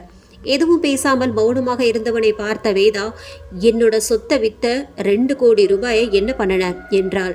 காலம் கடந்த விழிப்புணர்வால் என்ன பயன்? 1 கோடியை சின்ன வீட்டுக்காரிக்கு வாயடைக்க கொடுத்துட்டேன். மீதியை பார்ல சீட்டாடுறப்ப எழுந்துட்டேன். பிஸ்னஸுக்கு பணம் இல்லைன்னு தானே வாங்கினேன். பிஸ்னஸுக்கு என்ன பண்ணன என்று கேட்டார் அவன் தந்தை. அதுக்காக 2 பேர்கிட்ட 10 ரூபாய் கந்துக்கு 1 கோடி ரூபாய் வாங்கினேன். 60 லட்சத்தை பிஸ்னஸில் போட்டேன். மீதியை கடையில் இருக்கிறவங்களுக்கு, வீட்டில் இருக்கிறவங்களுக்கும் சம்பளம் கொடுக்கவும் போனஸ் கொடுக்கவும் செலவு பண்ணேன். மீதியை வீட்டுக்கு செலவுக்கும் கொடுக்கவும் சரியாக போச்சு. அட பாவி, 10 ரூபா வட்டினா 1 மாதத்துக்கே 10 லட்சம் வந்துருமேடா என்று கூறி தலையில் கை வைத்து கொண்டார். வேதாவும் சுசீந்திரனின் தாயாரும் விக்கித்து போய் விட்டனர். மீண்டும் அவனது தந்தை, சரி, இந்த கந்து வட்டியை எப்படி கொடுக்கலான்னு இருக்க? அதுதான் இப்போ 2 மாதத்துக்கு சேர்த்து கொடுத்தாச்சே என்று கூறிவிட்டு நாக்கை கடித்து கொண்டான். ஃப்ராடு என்று திட்டியவர் அப்போ இருட்டிய கடத்தல்காரன் வேறு என்ன செய்ய காத்திருக்கானோ தெரியலையே. சரி, கந்து வட்டிக்காரனோட கடனை உடனே முடிக்கணும். என்ன செய்யலாம்னு நீயே சொல்லு. நம்ம வீட்டு பத்திரத்தை பேங்க்ல வச்சு பணம் வாங்கலாம். வட்டியும் குறைச்சல் தான். ஏன் இந்த வீட்டையும் வித்துட்டு நடுத்தருவில் நிற்க வைக்கலான்னு பார்க்குறியா என்றார் ஆவேசமாக. சிறிது நேரம் அனைவரிடம் ஒரு மயான அமைதி நிலவியது.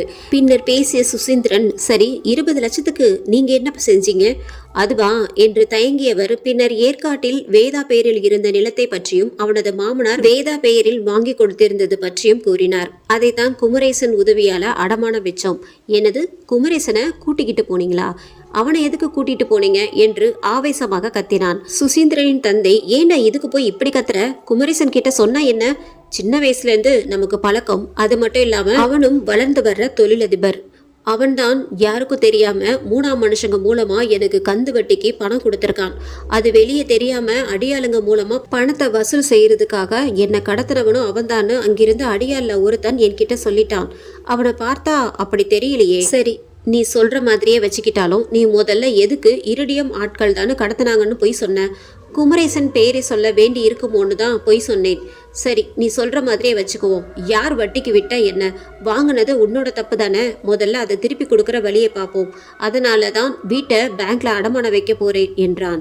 அப்போது இடைமறித்த வேதா அவனிடம் முகம் கொடுத்து கூட பேசாமல் தன் மாமனாரிடம், மாமா, என் பேர்ல இருக்கிற கடைசி சொத்து அந்த ஏற்காட்டுல இருக்கிற காலி பிளாட்டு, அதை விற்க ஏற்பாடு செய்க என்று கூறிவிட்டு விருட்டென்று உள்ளே சென்று விட்டாள்.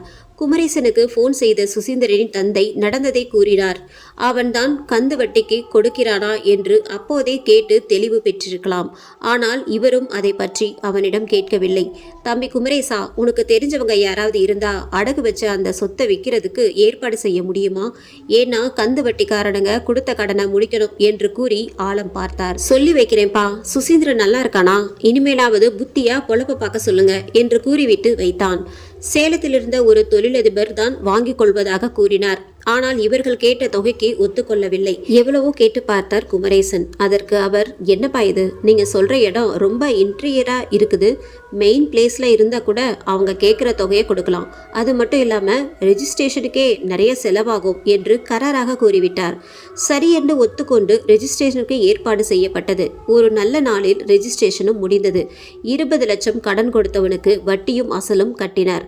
மீதியை கொண்டு வந்து கந்து வட்டி கடனை அடைத்தனர். சுசீந்திரன் அவனது கடையை வாங்கி போட்ட முதலீட்டுக்கு தகுந்த அளவிற்கு கூட வியாபாரம் ஆகவில்லை. வீட்டு செலவுக்கும் கடையிலும் வீட்டிலும் உள்ள வேலையாட்களும் சம்பளம் கொடுக்கவே கையிருப்பு கரைந்தது. கடைசியில் ஒவ்வொரு வேலையாட்களும் 2 மாத சம்பளத்தை கொடுத்து வேறு பக்கம் வேலை தேடி கொள்ள சொல்லி நிறுத்தினான். கணவனும் மனைவியும் ஒருவருக்கொருவர் பேசிக் கொள்வதையே நிறுத்திவிட்டிருந்தனர். வழக்கமாக செல்லும் பாரில் அமர்ந்து குடித்து கொண்டிருந்தான் சுசீந்திரன். போதை தலைக்கேறியவுடன் எனக்கு ஊத்தி கொடுத்து சீட்டாட வச்சு எல்லாத்தையும் எடுத்துக்கிட்டு என்னை கெடுத்துட்டீங்களாடா என்று கத்தி ஆர்ப்பாட்டம் செய்தான். பார் ஓனரை வரவழைத்தனர். அங்கிருந்த வேலையாட்கள் இவன் அருகில் வந்த பார் ஓனர், என்ன சுசீந்திரா, அசிங்கமா பிரச்சனை பண்ணிட்டு இருக்கீங்க? உங்க லெவலுக்கு இது நல்லாவா இருக்கு? எல்லாத்தையும் புடுங்கிட்டு என்னடா நல்லவன் மாதிரி நடிக்கிற என்று அவன் எதிர்பாராத போது சட்டையை பிடித்து கன்னத்தில் அறைந்து விட்டான்.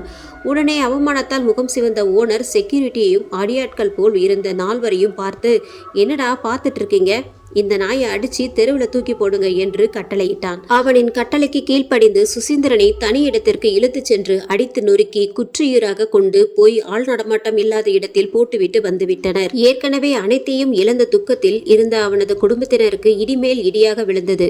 அந்த பாரில் இருந்த ஒரு வேலையால் யாருக்கும் தெரியாமல் சுசீந்திரன் வீட்டிற்கு நடந்ததை தெரிவித்தான். இதற்கு முன் சுசீந்திரன் பாருக்கு வந்திருந்த போது நடந்த விஷயங்களையும் விளக்கினான். அதாவது சுசீந்திரன் தன் மனைவியின் ப்ராப்பர்ட்டியை விற்ற பணத்தில் சின்ன வீட்டிற்கு செட்டில் பண்ணியது போக மீதி இருந்த 1 கோடியை எடுத்துக்கொண்டு சீட்டாட கிளம்பி இருந்தான். சும்மா ஃபன்னுக்காக கொஞ்ச நேரம் விளையாடிவிட்டு நேரத்திலேயே சென்று விடலாம் என்று நினைத்து சீட்டாட அமர்ந்தான். சுசீந்திரனிடம் இருந்த பணத்தை பற்றி தெரிந்து கொண்டனர் சீட்டாட்ட கும்பல். அவன் விளையாட ஆரம்பித்தவுடன் 2 ஆட்டத்தில் 10 லட்சத்தை இழந்திருந்தான்.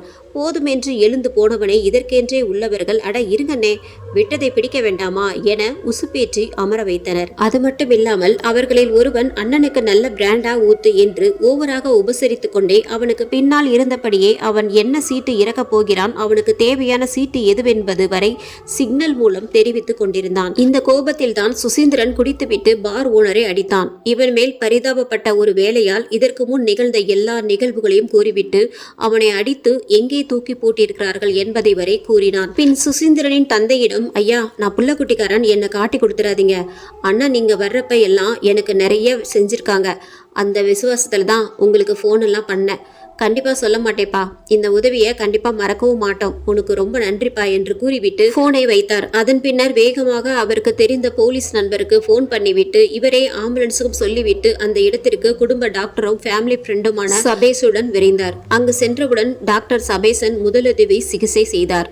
பின்னர் போலீஸ் நண்பர் மூலம் கேஸை ஃபைல் பண்ண வைத்துவிட்டு சுசீந்திரனை ஆம்புலன்ஸில் கோயம்புத்தூருக்கு கொண்டு சென்றனர். போலீஸ் தூண்டி துருவி விசாரணை நடத்தினர். சுசீந்திரன் எப்போதும் செல்லும் இடங்கள் அனைத்திற்கும் சென்று விசாரித்தனர். போலீசார் சுசீந்திரனின் தந்தையிடம் இவர் கிடந்த இடம் எப்படி தெரிந்தது என்று கேட்டபோது யாரோ ஒருவர் சுசீந்திரனின் மொபைலில் இருந்து போன் செய்ததாக கூறி சமாளித்தார். இறுதியில் பாரில் சென்று விசாரணை செய்தபோது அவர் இங்கே வரவே இல்லை என்று சாதித்து விட்டனர். 10 வருடங்களுக்கு முன் சிசிடிவி பிரபலமாகாததால் அந்த பாரில் சிசிடிவி வைக்கப்பட்டிருக்கவில்லை. ஒரு வழியாக 10ஓடு 11 அத்தோடு இதுவென்று என்று கேஸை க்ளோஸ் பண்ணிவிட்டனர். இதற்கு பின்னால் பார் உரிமையாளர் செல்வாக்கு மற்றும் பணபலம் விளையாட்டிற்கும் என்பதை சொல்ல தேவையில்லை. கோயம்புத்தூர் KMC ஹாஸ்பிட்டலில் அட்மிட் செய்து பணத்தை தண்ணீராக செலவு செய்தனர். செலவுக்கு தேவையான பணத்திற்காக சுசீந்திரனின் தாயாரும் மனைவியும் தன்னிடம் இருந்த நகைகளை ஒவ்வொன்றாக விற்றனர். 100 பவுன் நகையுடன் வந்த வேதா 10 பவுன் தாலி செயின், 5 பவுன் வளையல், 2 மோதிரங்கள், 2 தோடுகளோடு 20 பவுன் மட்டுமே வைத்துக்கொண்டு மீதி அனைத்தையும் அள்ளி கொடுத்து விட்டாள். ஒரு வழியாக 1 மாதம் ட்ரீட்மெண்ட் செய்ததில் பிழைத்து வீடு வந்து சேர்ந்தான். கடையில் இருந்த பொருட்களுடனே ஒருவருக்கு கடையை விலை பேசி விற்றனர். அந்த பணத்தை கொண்டு போய் வீட்டுக்கு செலவுக்கு பேங்கில் டெபாசிட் செய்தனர். பிறகு வருவது வரட்டும் என்று ரியல் எஸ்டேட் பிசினஸில் அந்த தள்ளாத வயதிலும் முனைப்புடன் ஈடுபட்டார் சுசீந்திரனின் தந்தை. தன்னால் குடும்பமே சிரமப்படுவதை நினைத்து நினைத்து வருந்தினான் சுசீந்திரன். வெளியிலேயே நடமாடாமல் வீட்டிலேயே முடங்கினான். கணவனின் மனமாற்றம் கண்டு வேதாவும் தன் கோபத்தை விடுத்து அவனுக்கு தைரியமூட்டி சகஜமாக பேச ஆரம்பித்தார். வீட்டு வேலைகளை செய்வதற்கென்று இருந்த வேலையாட்களில் 2 மட்டும் வைத்துக்கொண்டு மற்றவர்களை நிறுத்தினாள். அந்த 2 தங்களால் இந்த வயதிற்கு மேல் வேறெங்கும் சென்று வேலை பார்க்க முடியாது என்று கேட்டதால் வைத்து கொண்டாள். பொறுப்பாக மாறியவள் வீட்டு வேலைகளை அங்க 2 உதவியுடன் செய்ய ஆரம்பித்தாள். ராணி மாதிரி இருந்த மனைவி தன்னால் வேர்க்க விறுவிறுக்க இவ்வேலை செய்யும்படி ஆகிவிட்டதே என மனம் வருந்தினான் சுசீந்திரன். 2 மாதங்கள் கழித்து இவர்களால் சரியாக சம்பளம் கொடுக்க முடியாததால் 2 வேலையாட்களில் ஒருவர் தானாகவே நின்று விட்டார். அவ்வளோ பெரிய வீட்டை பராமரிக்க முடியாமல் மிகவும் சிரமப்பட்டால். இந்த நிலையில் ரியல் எஸ்டேட் பிசினஸிலும் பெரிதாக வருமானம் வரவில்லை. பேங்க் பேலன்ஸும் குறைந்து கொண்டே வந்தது. சுசீந்திரனின் குடும்பம் என்ன செய்யலாம் என்று ஆலோசனை செய்தனர். அப்போது சுசீந்திரன், நான் 10 பேருக்கு மேலே வேலையாளுங்களை வச்சு வேலை வாங்கி பொழைச்ச ஊர் இது. அதனால் இந்த ஊரில் யாருக்கிட்டேயும் கை கட்டி என்னால் வேலை பார்க்க முடியாது. சென்னைக்கு போய் ஏதாவது வேலை பார்த்து சம்பாதிக்கலாம்னு இருக்கேன் என்றான். உடனே இடைமறித்த வேதா அவனிடம், நானும் படிச்சிருக்கேன், அதனால் ஏதாச்சும் கம்ப்யூட்டர் சென்டர்லேயோ இல்லைனா ஸ்கூல்லையோ வேலைக்கு அப்ளை பண்ணுறேன். நீங்கள் மாமாவோட சேர்ந்து ரியல் எஸ்டேட் பிஸ்னஸ் பாருங்கள், எங்கேயும் போக வேண்டாம் என்றான். சுசீந்திரனும் சரி என்று ஒத்துக்கொண்டான்.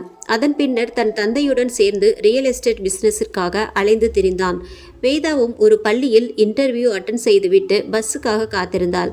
அப்போது அந்த வழியாக வந்த குமரேசன் காரை நிறுத்திவிட்டு, என்னம்மா இந்த நேரத்தில் எங்கே நின்றுட்டுருக்க, ஏன் என்னாச்சு என்று கேட்டான் பரிவாக. ஒன்றுமில்லண்ணா, ஒரு ஸ்கூலில் இன்டர்வியூ அட்டன் பண்ணிட்டு வந்தேன்னா என்று கூறிவிட்டு அந்த ஸ்கூலின் பெயரை தெரிவித்தாள்.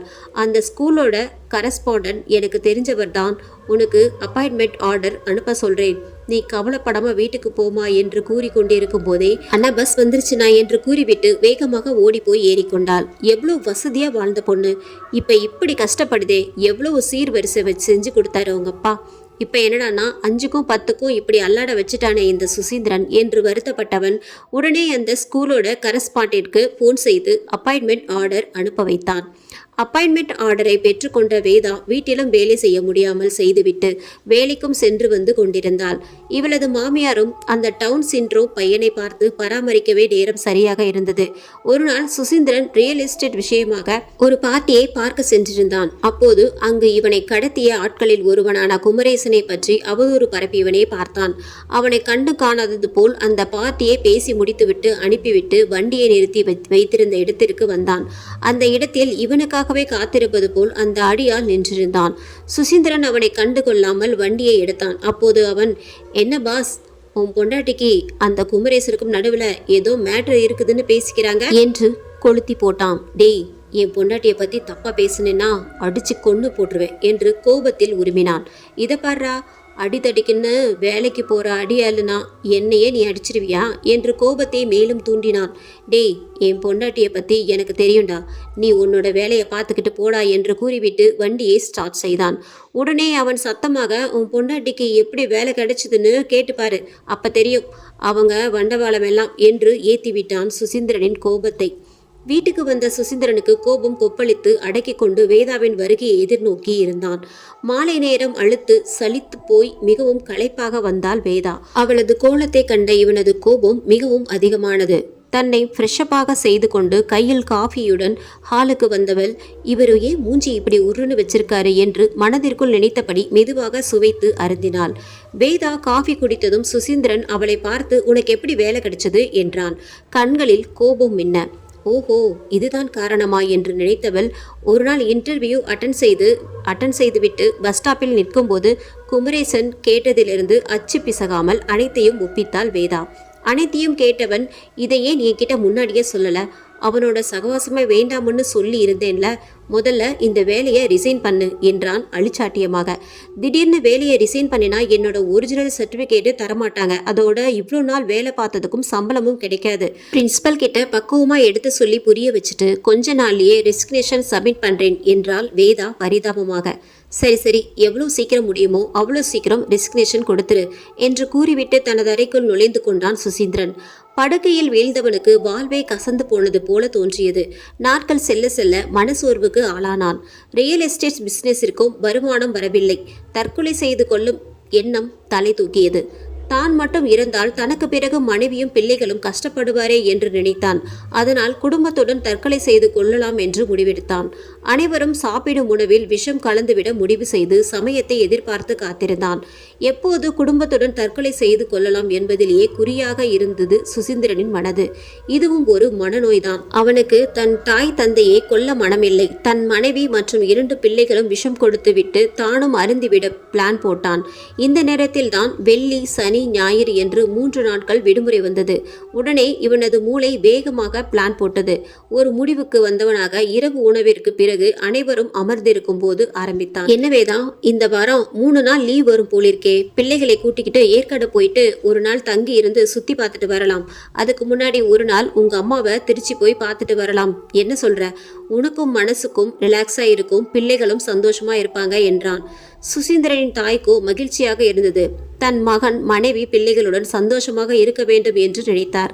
அதனால் வேகமாக, வேதா, அவன்தான் போலாங்கிறான்ல, நீ பெரியவனை எங்க கிட்ட விட்டுட்டு சின்னவளை கூட்டிக்கிட்டு போ என்றார். உடனே இடைமறித்த சுசீந்திரன், இல்லம்மா, அவனையும் கூட்டிக்கிட்டே போறோம், நாங்க இல்லாம அவன் ஏமாந்து போயிடுவான் என்றான். என்னடா புதுசு புதுசா பேசுற? நீங்க இல்லாம எத்தனை நாள் நான் பார்த்துட்டு இருந்திருக்கேன் தெரியுமா? அவனை கூட்டிட்டு போனீங்கன்னா சந்தோஷமா சுத்தி பார்க்க முடியாது. அவனுக்கே தனியா ஒரு ஆள் வேணும். அதனால தான் சொல்றேன், புரிச்சுக்கோ என்றாள். அவன் மனதிற்குள் நினைத்ததை வெளியில் சொல்ல முடியாமல் மருகினான். ஒருவேளை கடவுள் சித்தம் இதுதானா என்று நினைத்து கொண்டான். இன்னும் 2 நாட்கள் தான் இருந்தது ஏற்காடு செல்வதற்கு. அதற்கு முன் வீட்டில் இருந்த மீதி நகையையும் விற்று தந்தையின் அக்கவுண்டில் பணத்தை போட்டான். தன் மனைவி பெயரிலும் மகள் பெயரிலும் இருந்த பணத்தை எடுத்து மூத்த மகனின் பெயரில் டெபாசிட் செய்தான். இப்போது போல் அப்போதெல்லாம் மொபைல் பரவலாக காணப்படவில்லை. ஆதலால் பேங்கிலிருந்து மெசேஜ் வரவும் வழியில்லை. பேங்க் பாஸ்புக்குடன் ஒரு கடிதத்தையும் மிக உருக்கமாக எழுதி ரெஜிஸ்டர் போஸ்டை பண்ண ரெடியாக எடுத்து வைத்தான். ஏற்காடு கிளம்பும் நாளும் வந்தது. தன் மூத்த மகனை கொஞ்சி கொண்டிருந்தவனை பார்த்த சுசீந்திரனின் தந்தை, என்ன இன்னைக்கு ரொம்ப தான் மகனை கொஞ்சிக்கிட்டு இருக்க? ஒரு நாள்ல திரும்பி வரப்போறதுக்கு எதுக்கு பரபரப்பா 2 நாளா அலைஞ்சுக்கிட்டு இருந்த என்றார் சந்தேகமாக. இல்லப்பா, ஒரு பாட்டிக்கு இடத்த காண்பிச்சு ஃபைனான்ஸ் பண்ண அலைஞ்சுக்கிட்டு இருந்தேன். 2 நாள்ல முடிவு சொல்றேன்னு சொல்லி இருக்காங்க என்றான். பிறகு வேதாவை கூட்டிக் கொண்டு திருச்சிக்கு அவனது மாமியாரை பார்க்க சென்றான். வீட்டோடு இருந்து வேலை பார்க்க ஒரு ஆள் ஏற்கனவே இருப்பதால் பணமெல்லாம் கையில் இருக்க என்று அந்த வேலைக்கார பெண்ணிடம் பேசி விசாரிக்க சொன்னான். என்ன இவ்வளவு அக்கறையா விசாரிக்கிறார்? ஏதாவது உள்குத்தி இருக்குமோ என்று மனதிற்குள் அச்சப்பட்டாள் வேதா. இருப்பினும் வெளியே காட்டிக்கொள்ளாமல் சகஜமாக பேசி கொண்டிருந்து விட்டு வந்தால் சுசீந்திரன் முன்பே தான் எழுதிய கடிதத்தில் மாமியாரிடமும் மனதார மன்னிப்பு வேண்டி எழுதியிருந்தான். தொடர்ந்து அக்கடிதத்திலேயே தன் தந்தையிடம் அந்த அம்மாவின் பெயரிலுள்ள பணத்தை வைத்து கொண்டு அந்த அம்மாவையும் தங்கள் வீட்டிலேயே வைத்து பராமரிக்க சொல்லி கேட்டிருந்தான். இறுதியில் கார் ஏற்காடு நோக்கி பயணத்தை ஆரம்பித்தது. அடிவாரத்தில் இருந்த முருகன் கோயிலில் சாமி கும்பிட்டு விட்டு மலையேற ஆரம்பித்தனர். மாலை 6 மணியளவில் இவர்கள் விற்ற காலி பிளாட்டில் மிக அருமையாக கட்டப்பட்டிருந்த லாட்ஜ் முன் வண்டியை நிறுத்தினான் சுசீந்திரன். அழகாக டெக்கரேஷன் செய்யப்பட்டு விளக்கொடியில் லாட்ஜ் ஜொலி ஜொலித்து கொண்டிருந்தது. தன் கையாலாகாத தனத்தால் எல்லாத்தையும் ஒழித்து விட்டோமே என வருந்தினான். இவன் மனதை புரிந்து கொண்ட வேதா ஆதரவாக, நீங்க மறுபடியும் நல்ல நிலைக்கு வரத்தான் போறீங்க, இதை விட பெரிய நிலத்தை வாங்கி பெரிய லாட்ஜ் கட்ட போறீங்க என்றார். சுசீந்திரன் விரக்தியான புன்னகையுடன் தலையசித்துவிட்டு, நீ பொண்ணை கூட்டிக்கிட்டு முன்னாடி போய் ரிசப்ஷன்ல இரு, நான் காரை பார்க் பண்ணிட்டு வரேன் என்றான். சுசீந்திரனின் மனதிற்குள் பயங்கரமான போராட்டம் நடந்தது. சுற்றி பார்த்துவிட்டு கிளம்பி விடலாமா அல்லது எடுத்த முடிவில் உறுதியாக நிற்பதா என்று குழம்பி தவித்தான். அதற்குள் அவனது குரங்கு மனம் மனைவியை பற்றி மற்றவன் சொன்னதை நம்பி சந்தேகப்பட்டது. வெளிப்படையாக கேட்கவும் தைரியமில்லை. ஏனெனில் இவனே கேரக்டர் சரியில்லாதவன். நீ என்ன ஒழுங்கு, என்னை பத்தி கேட்கிற என்று கூறிவிட்டால் தன்னால் தாங்க முடியாதே என சிந்தித்தான். நல்லவன் கண்ணுக்கு புலம்படுவதெல்லாம் நல்லதாக தோன்றும். தீயவன் கண்ணுக்கு அனைத்து விஷயங்களிலும் கெட்டது மட்டுமே கண்ணுக்கு புலம்படும். தன்னால் சம்பாதிக்க முடியாத ஒருவனுக்குத்தான் இந்த மாதிரி சந்தேகங்கள் முளைக்கும். அதுவும் நன்றாக வசதியாக வாழ்ந்து கெட்டவனுக்கோ சொல்லவே தேவையில்லை. அந்த தாழ்வு மனப்பான்மையே அவனை கொஞ்சம் கொஞ்சமாக அரித்து கொன்றுவிடும். அதனால் தான் வாழ்ந்து கெட்டவர்களை காலி பெருங்காய டப்பாவுடன் ஒப்பிடுவர். பெருங்காயம் தீர்ந்த பிறகும் கூட அந்த டப்பாவில் உள்ள வாசம் போகாது. அது மாதிரி தான் வசதி போன பிறகும் பந்தாவை விட முடியாது. இதனாலேயே பெரும்பாலான மனிதர்கள் மனசோர்வுக்கு ஆளாகி வாழ்வதை வீணென்று முடிவெடுப்பர். இந்த நேரத்தில் சிறிய விஷயங்கள் கூட அவர்களால் தீர்க்க முடியாததாய் பூதாகரமாய் தோன்றும். ஆதலால் தான் வசதியாக வாழவும் முடியாமல், வசதியற்ற வாழ்க்கைக்கு ஏற்ப தன்னை மாற்றிக் கொள்ளவும் முடியாமல் தவிப்பர். நல்ல நேர்மையும் உறுதியும் கொண்டவரால் மட்டுமே இந்த சூழ்நிலையை நல்ல முறையில் கடந்து வர முடியும். வேதா மாதிரி பெண்கள் எந்த வேலைக்கு வேண்டுமானாலும் ஆட்கள் வைத்திருக்கலாம். சமையல் வேலையை தவிர அவள் செய்த தவறே தான் பெரிய தொழிலதிபரின் மகள் என்ற தற்பெருமையுடன் வீட்டில் பொறுப்பேற்காமல் இருந்ததுதான். அதுதான் பல்வேறு பிரச்சனைகளுக்கு அடிக்கோலியது. சோம்பேறித்தனத்தை உதறி இருந்திருந்தால் வாழ்வில் முன்னேற்றத்தை அடைந்திருப்பாள். ரிசப்ஷனில் அமர்ந்திருந்த வேதா என்ன இவ்வளவு நேரமாயும் இன்னும் காணோமே என்று எண்ணியபடி தன் பெண்ணிடம், நீ இங்கேயே உட்கார்ந்துரு, அப்பா எங்கேன்னு பார்த்துட்டு உடனே வரேன் என்று கூறிவிட்டு சென்றார். இவள் கார் பார்க்கிங் ஏரியா சென்ற போது அங்கே ஸ்டேரிங் மேல் தலை சாய்த்து கண்கள் மூடி படுத்திருந்த சுசீந்திரன் தென்பட்டான். காரில் ஜன்னல் கண்ணாடியை கைகளால் தட்டியவுடன் நினைவுக்கு வந்தவனாய் பார்த்து, ஏன் என்னாச்சுங்க? நானும் வந்ததுலேருந்து பார்க்குறேன், உங்கள் பேச்சு நடத்தை எதுவுமே சரியில்லையே. சந்தோஷமாக சுற்றி பார்க்கலாம்னு கூட்டி வந்துட்டு இப்படி இருந்தால் என்ன அர்த்தம் என்றாள் வேதா சந்தேகம் துணிக்கும் குரலில். சாரிம்மா, டயர்டாக இருந்ததுனால அப்படியே கண்ணை மூடினவன் சுற்றுச்சூழலை மறந்து தூங்கிட்டேன் என்று மழுப்பினான். இவளுக்கு அவனை பார்க்க பாவமாக இருந்தது. ஏனெனில் எல்லா இடங்களுக்கும் டிரைவர் போட்டுக்கிட்டு போய் பழகியவன் என்பதால் இவ்வளவு தூரம், அதுவும் ஹீல்ஸ் டிரைவிங் செய்தது சிரமமாக இருந்திருக்கும் என்று நினைத்து கொண்டாள். சரி சரி வாங்க, பொண்ணு அங்கே தனியாக உட்கார்ந்துருப்பா, என்கிட்ட கொஞ்சம் லக்கேஜை கொடுங்க, மீதியை நீங்கள் எடுத்துட்டு காரை லாக் பண்ணிட்டு வாங்க என்று கூறிவிட்டு லக்கேஜை எடுத்துக்கொண்டு முன்னால் சென்றாள். ரிசப்ஷனிடம் தங்களுக்கு ஃபேமிலி ரூம் போட்டு கொடுக்க சொன்னார்கள். செகண்ட் ஃப்ளோரில் ஒரு அறையை ஒதுக்கி கொடுத்தனர். அந்த அறையில்தான் கதையின் ஆரம்பத்தில் பார்த்த குமரேசன் குடும்பம் தங்கியிருந்தது. ரூமிற்கு சென்று ஃப்ரெஷ் அப் செய்துவிட்டு கீழேயே இருக்கும் ரெஸ்டாரண்ட் வந்தனர். பொண்ணுக்கும் மனைவிக்கும் பிடித்ததை ஆர்டர் செய்துவிட்டு தனக்கு 2 இட்லியும் காஃபியும் மட்டும் ஆர்டர் செய்து சாப்பிட்டான். அதன் பின்னர் ரூமிற்கு சென்று ரெஸ்ட் எடுத்தனர். அடுத்த நாள் காலையில் போட் ஹவுஸ் சென்றனர். பிறகு அருகில் இருக்கும் அண்ணா பார்க் சென்றனர். மேலும் botanical garden, ladies seat, Killiyur அருவி, பக்கோடா பாயிண்ட் எல்லாம் பார்த்துவிட்டு மலையுச்சியில் இருக்கும் சேர்வாராயனும் காவேரி தாயும் உள்ள குகை கோயிலுக்கும் சென்றனர். கோயிலில் கடவுளுக்கு முன்பு இனிமேலாவது எங்க வாழ்க்கையில சந்தோஷம் நிலைக்கிறோம் என்று வேதாவும், அடுத்த ஜென்மத்திலாவது நாங்க சந்தோஷமா இதே குடும்பமா வாழும் பாக்கியத்தை அருளணும் என்றும் சுசீந்திரனும் மனம் உருகி பிரார்த்தனை செய்தனர். மலையுச்சியில் இருக்கும் குகை கோயிலில் சாமி கும்பிட்டு விட்டு லாட்ஜுக்கு திரும்பிக் கொண்டிருந்தனர். வரும் வழியில் மனைவியையும் மகளையும் காரிலேயே இருக்க சொல்லிவிட்டு உடல் வலிக்கு டேப்லெட் வாங்குவதாக கூறிவிட்டு சென்றான். சுசீந்திரன் கொரியர் சர்வீஸ் ஆபீஸ் எங்கே என்று கேட்டு தெரிந்து கொண்டு தான் ரெடியாக கவர் செய்து வைத்திருந்த லெட்டர் மற்றும் பாஸ்புக்கை வீட்டு அட்ரஸிற்கு அனுப்பி வைத்தான். பின்னர் காருக்கு திரும்பியவன் கை நிறைய ஸ்நாக்ஸும் கூல்ட்ரிங்க்ஸும் என்று வாங்கி கொண்டு வந்திருந்தான். அறைக்கு திரும்பியவர்கள் சிறிது நேரம் ரெஸ்ட் எடுத்துக்கொண்ட பின்னர் கீழே இருக்கும் ரெஸ்டாரண்டிற்கு வந்தனர். நன்றாக சாப்பிட்டதும் அறைக்கு திரும்பினர். வேதாவும் பொண்ணும் சிறிது நேரம் தங்கள் அறையின் பால்கனியில் நின்று கொண்டிருந்தனர். பாய்சனை கூல்ட்ரிங்க்ஸில் கலக்க அந்த நேரமே சுசீந்திரனுக்கு போதுமானதாக இருந்தது. உள்ளே வந்தவர்களிடம், வேதா இந்த கூல்ட்ரிங்க்ஸில் பாதியை புள்ளைக்கு டம்ளரில் ஊற்றி கொடுத்துட்டு மீதியை நீ குடி. இல்லை, வயிறு நிறைஞ்சிடுச்சு, எனக்கு வேண்டாம், புள்ளைக்கு மட்டும் கொடுங்க. காசு போட்டு வாங்கினதை வேஸ்ட் பண்ண வேண்டாம், ஆளுக்கு ஒரு டம்ளர் குடிக்கலாம் என்று கூறிவிட்டு 3 பேருக்கும் ஊற்றி வைத்தான். முதலில் வேதாவின் கையில் கொடுத்துவிட்டு மற்றொன்றை எடுத்து தன் மகளை குடிக்க வைத்தான். இருவரும் குடித்த பின்னர் இறுதியில் இவனும் குடித்தான். நைட் லேம்பை ஆஃப் செய்துவிட்டு அறையை இருளாக்கினான் சுசீந்திரன். பின்னர் மூவரும் படுக்கையில் படுத்தனர். சிறிது நேரத்திலேயே சுசீந்திரனின் பெண்ணுக்கு தொண்டையில் எரிவது போலவும் நெஞ்சில் எதுவோ அடைப்பது போலவே இருக்கவே தாயை எழுப்ப நினைத்தாள். சத்தம் போட முடியாமல் மூச்சு திணறத் தொடங்கினாள். வேதாவிற்கும் ஏதோ வித்தியாசமாக தோன்றவே எழ முயற்சித்தாள். தொண்டையிலிருந்து வயிறு வரை கபகபவென எரிய ஆரம்பித்தது.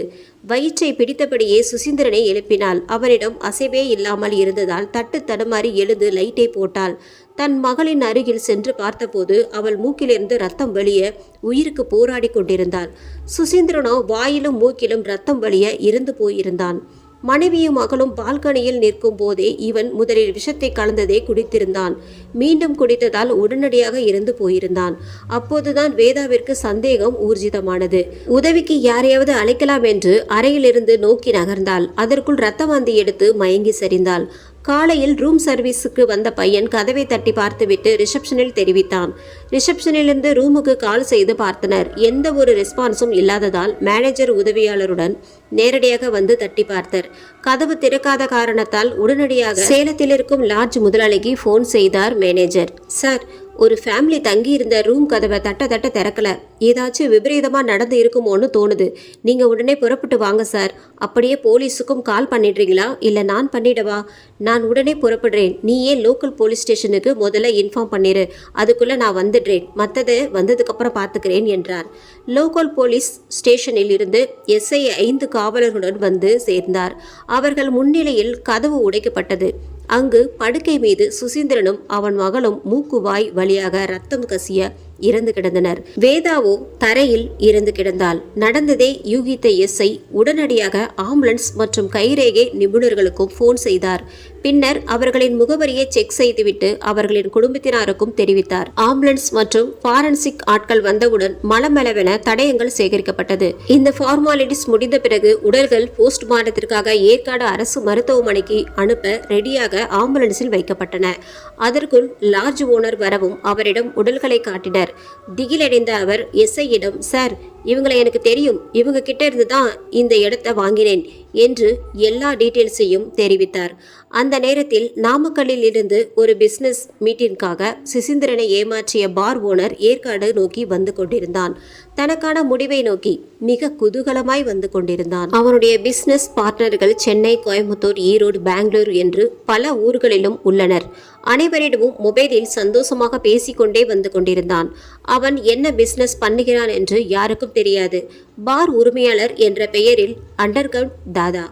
பார்த்திபன் போனில், சந்துரு, ஏற்காட்டில் புதுசா ஒரு லாட்ஜ் நல்லா கட்டியிருக்கானாம். என்னோட மேனேஜர் நம்ம எல்லாருக்குமே அங்கதான் ரூம் புக் பண்ணியிருக்கான்.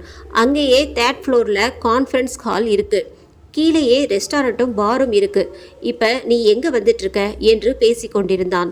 நம்ம சுசீந்திரனின் குடும்பம் இருந்த அந்த லாட்ஜில் தங்க போவதை தான் சொல்லி கொண்டிருந்தான். மேனேஜர் சொன்னதை வைத்து டிரைவர் அந்த லாட்ஜை சரியாக கண்டுபிடித்தான். இவர்கள் போகும்போது லாட்ஜில் தற்கொலை நடந்ததற்கான எந்த சுபடுமின்றி அமைதியாக இருந்தது. பார்த்திபன் டிரைவரை பார்த்து, காரை பார்க் பண்ணிட்டு லக்கேஜை எடுத்துட்டு வா, நான் ரிசப்ஷன்ல ரூம் கீ வாங்கிக்கிட்டு இருக்கேன் என்று கூறிவிட்டு சென்றான். ரிசப்ஷனில் தன்னை இன்ட்ரோ செய்து கொண்டு 6 ரூம் புக் பண்ணியிருக்கா என்று செக் பண்ணி கொண்டான். பின்னர், இப்போ 2nd ஃப்ளோர்ல இருக்கிற 205வது ரூம் கீயை என்கிட்ட கொடுங்க, மற்றதை ஃப்ரெண்ட்ஸ் வந்தவுடன் பார்த்துக்கலாம் என்றான்.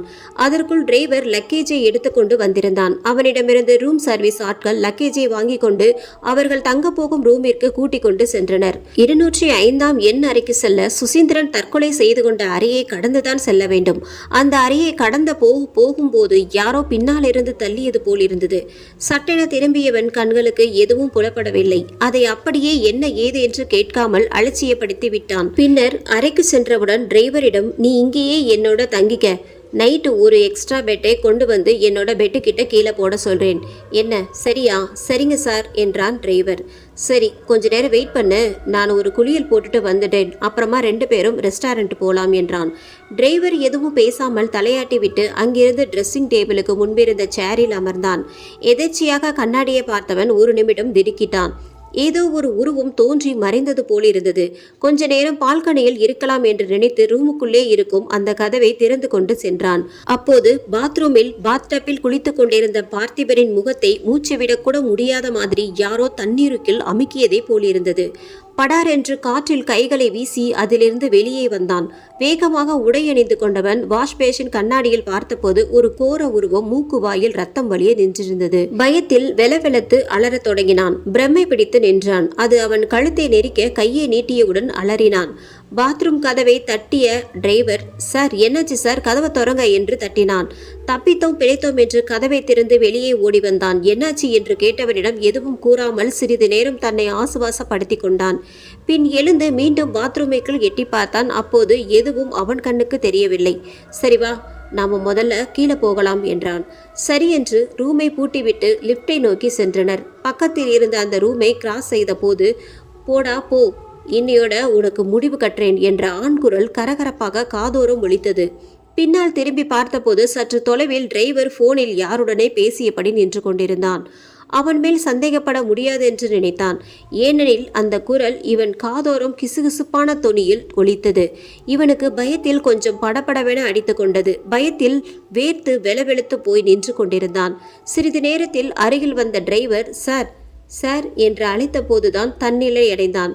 வா, இந்த இடத்தை விட்டு சீக்கிரமா கீழே போலாம் என்று கூறிவிட்டு லிப்டை நோக்கி ஏறக்குறையே ஓடினான். கிரவுண்ட் ஃப்ளோரில் இருந்த ரெஸ்டாரண்டில் பேருக்கு ஆர்டர் செய்து எதையோ சாப்பிட்டான். டிரைவருக்கோ நல்ல பசி இருந்தாலும் முதலாளி சரியாக சாப்பிடாமல் ஏதோ பயத்தில் இருந்ததால் தானும் லிமிட்டாக சாப்பிட்டு எழுந்தான்.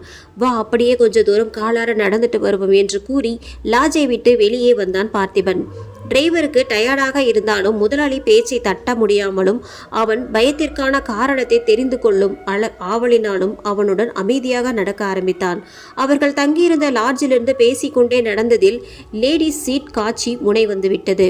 இவர்கள் தங்கியிருந்த விடுதிக்கு இந்த காட்சி முனைக்கும் 1 கிலோமீட்டர் தொலைவில் இருக்கும். பார்த்திபன் பேசிக்கொண்டு வரும்போது அவனுக்கு நேர்ந்த அனுபவத்தை சொன்னான். அதன் பிறகு டிரைவரிடம் இது ஒருவேளை பிரமையா இருக்குமோ என்று கேட்டான். அதை கேட்ட டிரைவர் நடுங்கிக் கொண்டே, சார், நீங்க சொல்றது உண்மையாகத்தான் இருக்கும், பிரம்மையெல்லாம் இல்லை. ஏன்னா நீங்க பாத்ரூம்குள்ள போன அப்புறம் ட்ரெஸ்ஸிங் டேபிள் கண்ணாடியில ஒரு உருவம் கிராஸ் ஆன மாதிரி இருந்துச்சு. எனக்கு பயமா இருந்ததால தான் பால்கனிக்கு போயிட்டேன் என்றான். இப்ப என்ன செய்யலாம், ரூமை மாத்தி கேட்கலாமா என்றான். இப்பயே மணி 8:30 ஆயிடுச்சு. ரூமை மாற்றி தர சொன்னால் மாற்றுவாங்களான்னு தெரியல. நீங்கள் வெளியே கூட்டிகிட்டு வராமல் அங்கேயே வச்சு சொல்லியிருக்கலாம் சார் என்றான். அட நீ வேற, ஃப்ரெண்ட்ஸ் வர்றதுக்கு 9:30 அல்லது 10:30 ஆகிடும். அவங்களுக்குன்னு இருக்கிற ரூமை நம்ம வந்துட்டு தங்கிக்கிட்டு அவங்களுக்கு அந்த ரூமை தவிர வேற ரூமை தர சொல்லலாம் என்றான் பார்த்திபன். பேசிக்கொண்டே சுற்றுச்சுவருக்கு அருகில் நின்று எட்டி பார்த்து கொண்டிருந்தான் பார்த்திபன். அப்போது அவன் அருகில் புகை மூட்டம் போல ஏதோ ஒன்று நெருங்கியதை பார்த்த டிரைவர், சார் சார் என்று திக்க ஆரம்பித்தான். அவனால் மேற்கொண்டு பேச முடியாமல் யாரோ குரல் வழியே நெரிப்பது போல் இருந்தது. அதற்குள் பார்த்திபனின் காதோறும், டே துரோகி, என்ன போல எத்தனை பேருடா ஊத்தி கெடுத்து சீட்டடை வச்சு பணம் பிடுங்கியிருப்ப என்ற குரல் கேட்கவும், ஏய் யார் நீ, என்ன வேணும் உனக்கு, என்னை ஒன்றும் பண்ணிடாத ப்ளீஸ் என்று கெஞ்சினான் பார்த்திபன். என்னை நல்லா பாரு, என்னை ஏமாத்தினதோட விட்ட, எடுத்து கேட்டேன்னு ஆள் வச்சு அடிச்சு தூக்கி போட்டது மறந்துடுச்சா என்று கூறிவிட்டு மூக்கு வாயில் ரத்தம் வழிய தன்னுருவிற்கு மாறியது புகைமூட்டம். அந்த உருவத்தை பார்த்து அதிர்ந்த பார்த்திபன் பேச்சு வராமல் தடுமாறி, நீ நீ சுசீந்திரன்ல, நீ எப்படி இப்படி என்று பயத்தில் வாய் குளறினான். அது சிரிப்புடன், இப்பதான் இன்னைக்கு காலையில செத்து சுட சுட ஆவி பறக்க வந்திருக்கேன், உன்னோட கதையை முடிக்க என்றது சுசீந்திரனின் ஆன்மா. இதை பார்த்து கொண்டிருந்த டிரைவர் முகம் அதிர்ச்சியில் வெளுத்து போய் ஒரு அடி கூட நகர முடியாமல் யாரோ ஆணி அடித்து வைத்தது போல் கால் தரையோடு தரையாக ஒட்டிக்கொள்ள கைகளால் வேண்டாம் என்பதை போல சைகை செய்து கொண்டிருந்தான். அதற்குள் சுசீந்திரனின் ஆன்மா பார்த்திபனை தலைக்குப்பர தள்ளிவிட்டது ஆதாள பாதாளத்தில். அதை பார்த்த டிரைவர் பயத்திலும் அதிர்ச்சியிலும் மயங்கி சரிந்தான். ஆவென்ற அலறலுடன் பார்த்திபனின் உடல் பாதாளம் நோக்கி சென்று கொண்டிருந்தது. இந்த அலறல் சத்தம் பிரதேசமெங்கும் எதிரொலித்தது. அக்கம் பக்கம் இருந்தவர்கள் அனைவரும் ஓடி வந்தனர். இரவு மணி 8:30 என்பதால் மக்கள் அங்கொன்றும் இங்கொன்றுமாக இருந்த மக்கள் அனைவரும் ஓடி வந்தனர்கள். வந்தவர்கள் மயங்கி கிடந்த டிரைவரை எழுப்பி பார்த்து முடியாததால் காவல் நிலையத்திற்கு தகவல் தெரிவித்தனர். காவல் நிலையத்திலிருந்து வந்தவர்கள் சலித்து கொண்டனர். எஸ்ஐ முத்துவேல் தன்னுடன் வந்த காவலர்களிடம், என்னப்பா இது, பெரிய தலைவலியா இருக்கும் போலேயே, காலையில தான் ஒரு குடும்பமே தற்கொலை செஞ்சுக்கிச்சு, அதுக்குள்ள இன்னொரு சாவா என்று அழுத்து கொண்டே டிரைவர் ட்ரீட்மெண்ட்டிற்கு அனுப்பி வைத்தார். பிறகு அங்கிருந்த ஒருவரை அழைத்து என்ன நடந்துச்சுன்னு சொல்லுங்க என்றார் எஸ்ஐ முத்துவேல். எஸ்ஐயும் ஏட்டு கதிரும் மேலும் 2 காவலர்களும் அங்கிருந்தவர்களிடம் தனித்தனியாக விசாரணை செய்து கொண்டிருந்தனர். யாராவது மாத்தி சொல்றாங்களான்னு செக் செய்தனர்.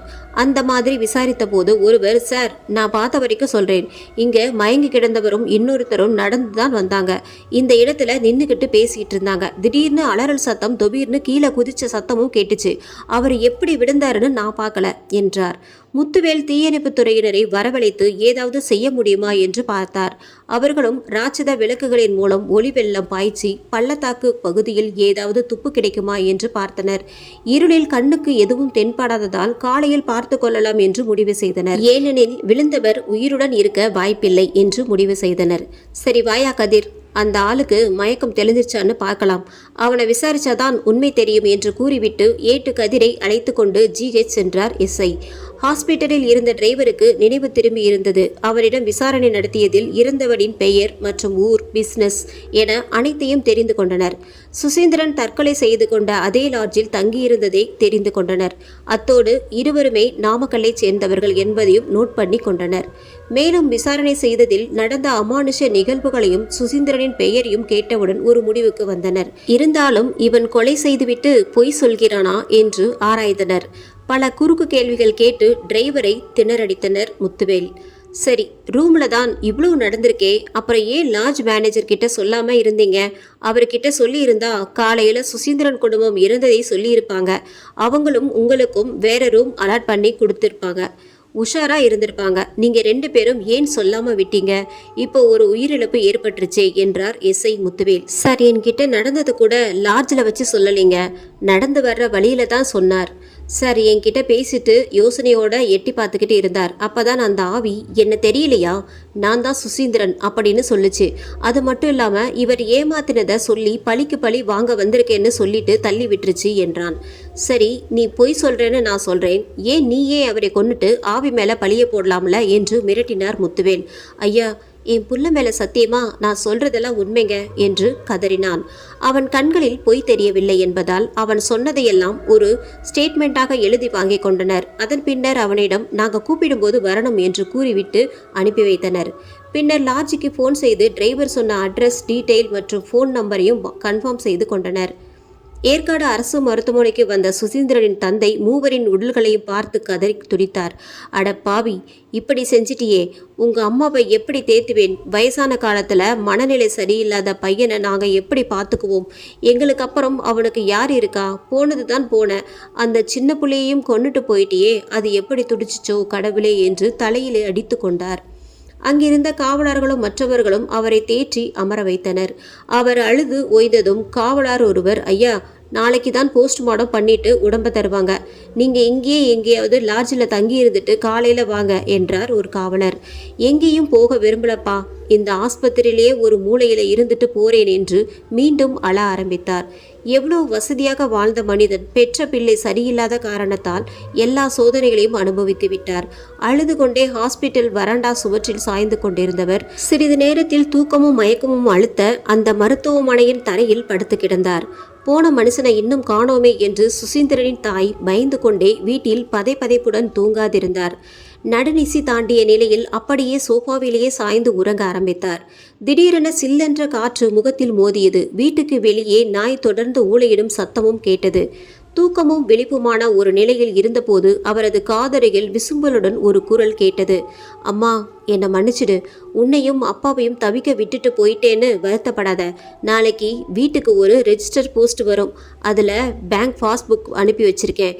வீட்டில் இருந்த கொஞ்சம் நகைகளையும் விற்று அப்பா பேர்லேயும் பையன் பேர்லேயும் போட்டிருக்கேன். நீ உயிரோடு இருக்கிற வரைக்கும் அவனை பார்த்துக்கோ. உனக்கு முடியாதப்போ உன்னோட அவனையும் இந்த உலகத்தை விட்டு கூட்டிட்டு போயிடு என்று கூறிவிட்டு விசும்பலுடன் மறைந்தது. முகத்தில் மோதிய குளிர்காற்று திடீரென விலகியதும் உடல் நடுங்க சுசீந்திரா என கதறியபடி விழித்து எழுந்தார். அப்போதுதான் அவருக்கு தெரிந்தது, தான் சோஃபாவில் உட்கார்ந்த நிலையிலேயே தூங்கியதால் கனவு எதுவும் கண்டிருக்கலாம் என்று மனதை தேற்றிக்கொண்டார். ஆனாலும் அதை கனவென்று அவரால் நம்ப முடியவில்லை. காலையில் எழுந்தவுடன் தன் பேரனுக்கு செய்ய வேண்டியதை செய்துவிட்டு லேண்ட்லைன் ஃபோனுக்கு அருகிலிருந்த நோட்புக்கிலிருந்து குமரேசன் நம்பருக்கு ஃபோன் பண்ணி, தம்பி குமரேசா, அதுதான் சுசீந்திரன் அப்பா, முக்கிய வேலைன்னு நேற்று போனவர், இன்னும் வீட்டுக்கு வரலப்பா. எனக்கு சுசீந்திரன் செல்ஃபோன் நம்பரும் தெரியாது, அவர்கிட்டையும் செல்ஃபோன் இல்லை. வசதியாக இருந்த காலத்தில் இவரும் மொபைல் வைத்திருந்தவர் தான். எதுக்கு தேவையில்லாத செலவென்று இப்போது லேண்ட்லைன் மட்டுமே வைத்து கொண்டார். சுசீந்திரனுக்கு ஃபோன் பண்ணி அவங்க அப்பா எங்கே போயிருப்பார்னு பார்க்க சொல்றியா என்று கேட்டார்.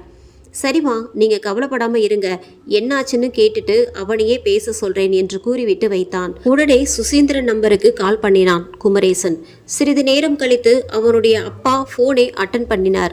உடனே ஆச்சரியப்பட்டவன், என்னப்பா நீங்கள் ஃபோனை எடுக்கிறீங்க? உங்களுக்கு காணோம்னு அம்மா ஃபோன் பண்ணியிருந்தாங்க, 2 பேரும் ஒரே இடத்துல தான் இருக்கீங்களா என்று கேட்டான். குமரேசன் பரிவாக கேட்டவுடன் ஓவென்று கதறியபடி அனைத்தையும் கொட்டி தீர்த்தார் சுசீந்திரனின் தந்தை. குமரேசா, நான் ரியல் எஸ்டேட் விஷயமா பரமத்தி வேலூர் வரைக்கும் போயிருந்தேன். வந்தப்புறம் அம்மா சொன்னா, வீட்டுக்கு 2 தடவை ஃபோன் வந்துச்சு, உங்களை கேட்டுகிட்டே இருந்தாங்க, 2 தடவையும் வந்த உடனே பேச சொல்லுங்கன்னு சொல்லிட்டு கட் பண்ணிட்டாங்க அப்படின்னு சொன்னான். சரின்னு காலர் ஐடியில் பார்த்துட்டு நானே கால் பண்ணும்போது தான், நாங்கள் ஏற்காடு போலீஸ் ஸ்டேஷனில் இருந்து பேசுகிறோம், நீங்கள் உடனடியாக புறப்பட்டு ஏற்காடு வாங்க, ஒரு முக்கியமான விஷயம்னு மட்டும் சொல்லிட்டு ஃபோனை கட் பண்ணிட்டாங்க. நான் ஏற்காடு வந்து சேர்றதுக்குள்ளே நைட் 8:30 ஆயிடுச்சு. இங்கே வந்து பார்த்தப்ப தான் தெரியுது, பாவை பையன் பேத்திக்கும் மருமகளுக்கும் விஷத்தை கொடுத்துட்டு இவனும் குடிச்சிட்டு போய் சேர்ந்துட்டான். அதனால தான் அம்மா கிட்ட சொல்லாமல் நைட்டு ஆஸ்பத்திரியிலே தங்கிட்டேன். இன்னைக்கு தான் போஸ்ட்மார்ட்டம் பண்ணிட்டு பாடியை தருவாங்களாம் என்றார். எல்லாவற்றையும் கேட்டு திக் பிரமை பிடித்து போய்விட்டது குமரேசனுக்கு. என்ன ஆறுதல் சொல்வதென்று தெரியாமல், அப்பா, நான் என்ன சொல்லி உங்களை தேத்த முடியும்? நேற்று நைட்டே எனக்கு ஃபோன் பண்ணியிருக்கலாம்ல. நான் உங்களுக்கு அந்நியமாக போயிட்டேன்ல, நானும் உங்களுக்கு பையன் மாதிரி தான்ப்பா. இப்போ நான் என்ன உதவி செய்யணும்னு சொல்லுங்க என்று கேட்டான். சுசீந்திரனின் தந்தை சொன்னபடி அவர்களுடைய சொந்த பந்தங்கள் அனைவருக்கும் தகவல் சொல்லி அனுப்பிவிட்டான் குமரேசன். சுசீந்திரன் வீட்டிற்கு தன் மனைவியுடன் சென்று அந்த அம்மாவிற்கு பக்குவமாக எடுத்து சொன்னான்.